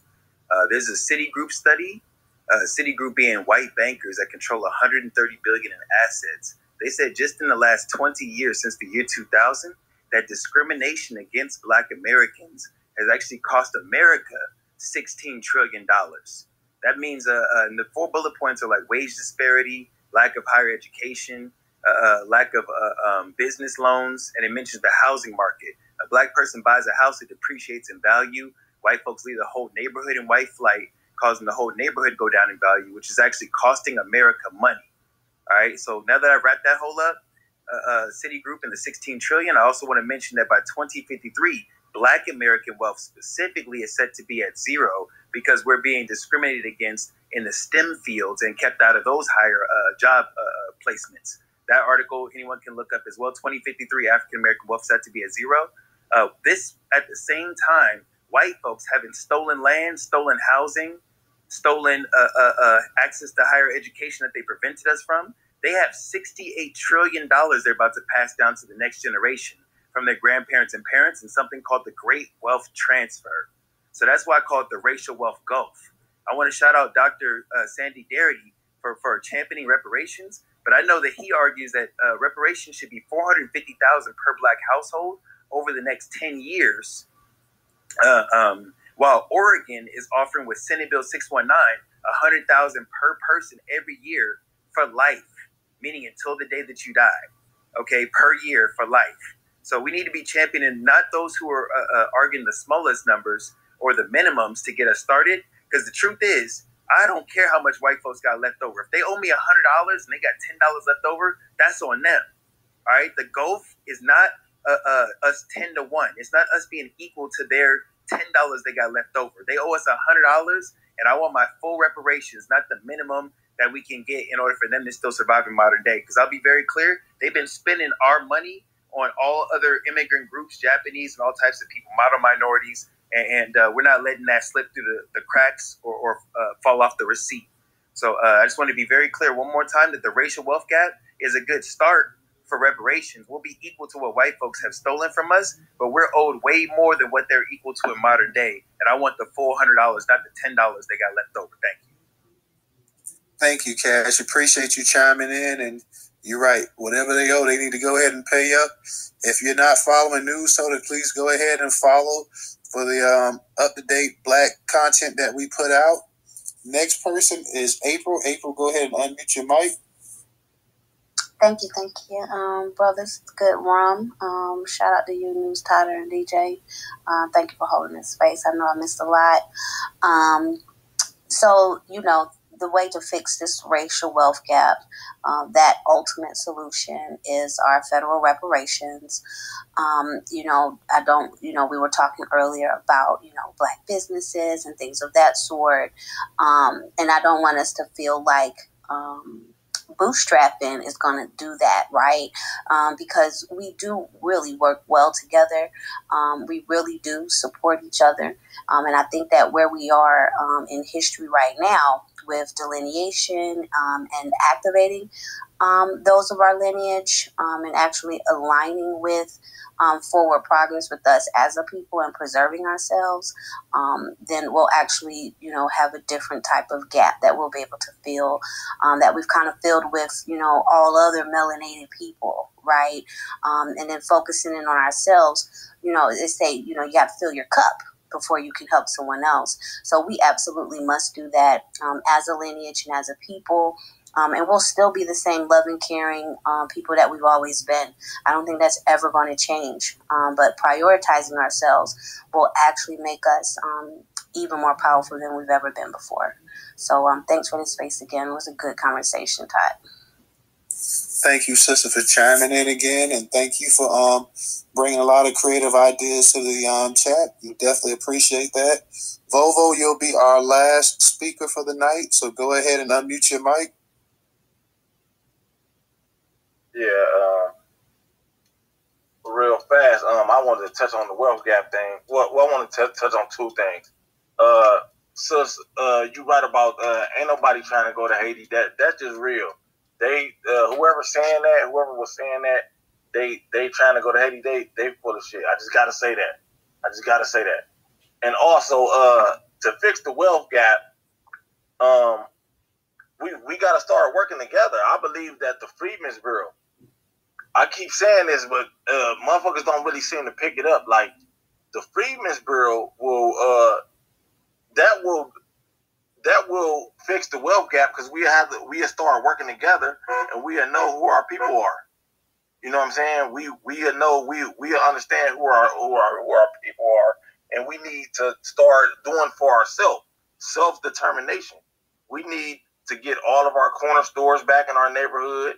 We need to get all of our my girlfriend about to get in here loud. Hey, don't get in here loud. I'm on the phone. And we need all the corner stores in our neighborhoods. We need the Freedmen's Hospital, the Freedmen's Bank.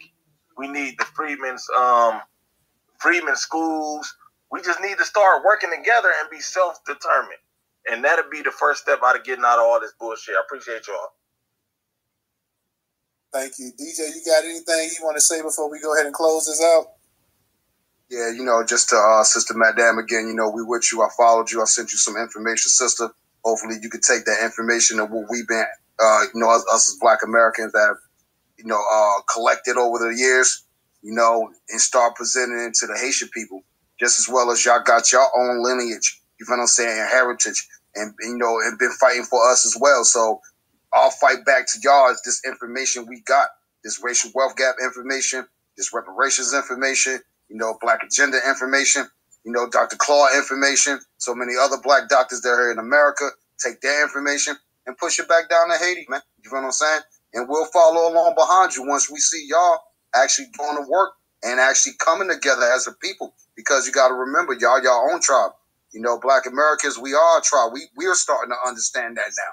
You see what I'm saying? After 400 or 500 years, because we've been split up and coming from different countries, and some of us were already here in America and throughout the Caribbean, and the white man just split us all up. Remember, we all the same people coming from out of the East. We just got fucking put down in different places. That's all the really shit is. You know what I mean? So yeah, we do need to start working together, start creating some diaspora type relationships where we can all eat off the shit and start having to worry about the man coming in, sucking the resources out of the land. We need to start doing that. So the one thing I do know, like over in Africa, a lot of the farmers over there, they have a real hard problem trying to get the fruits and the vegetables to market.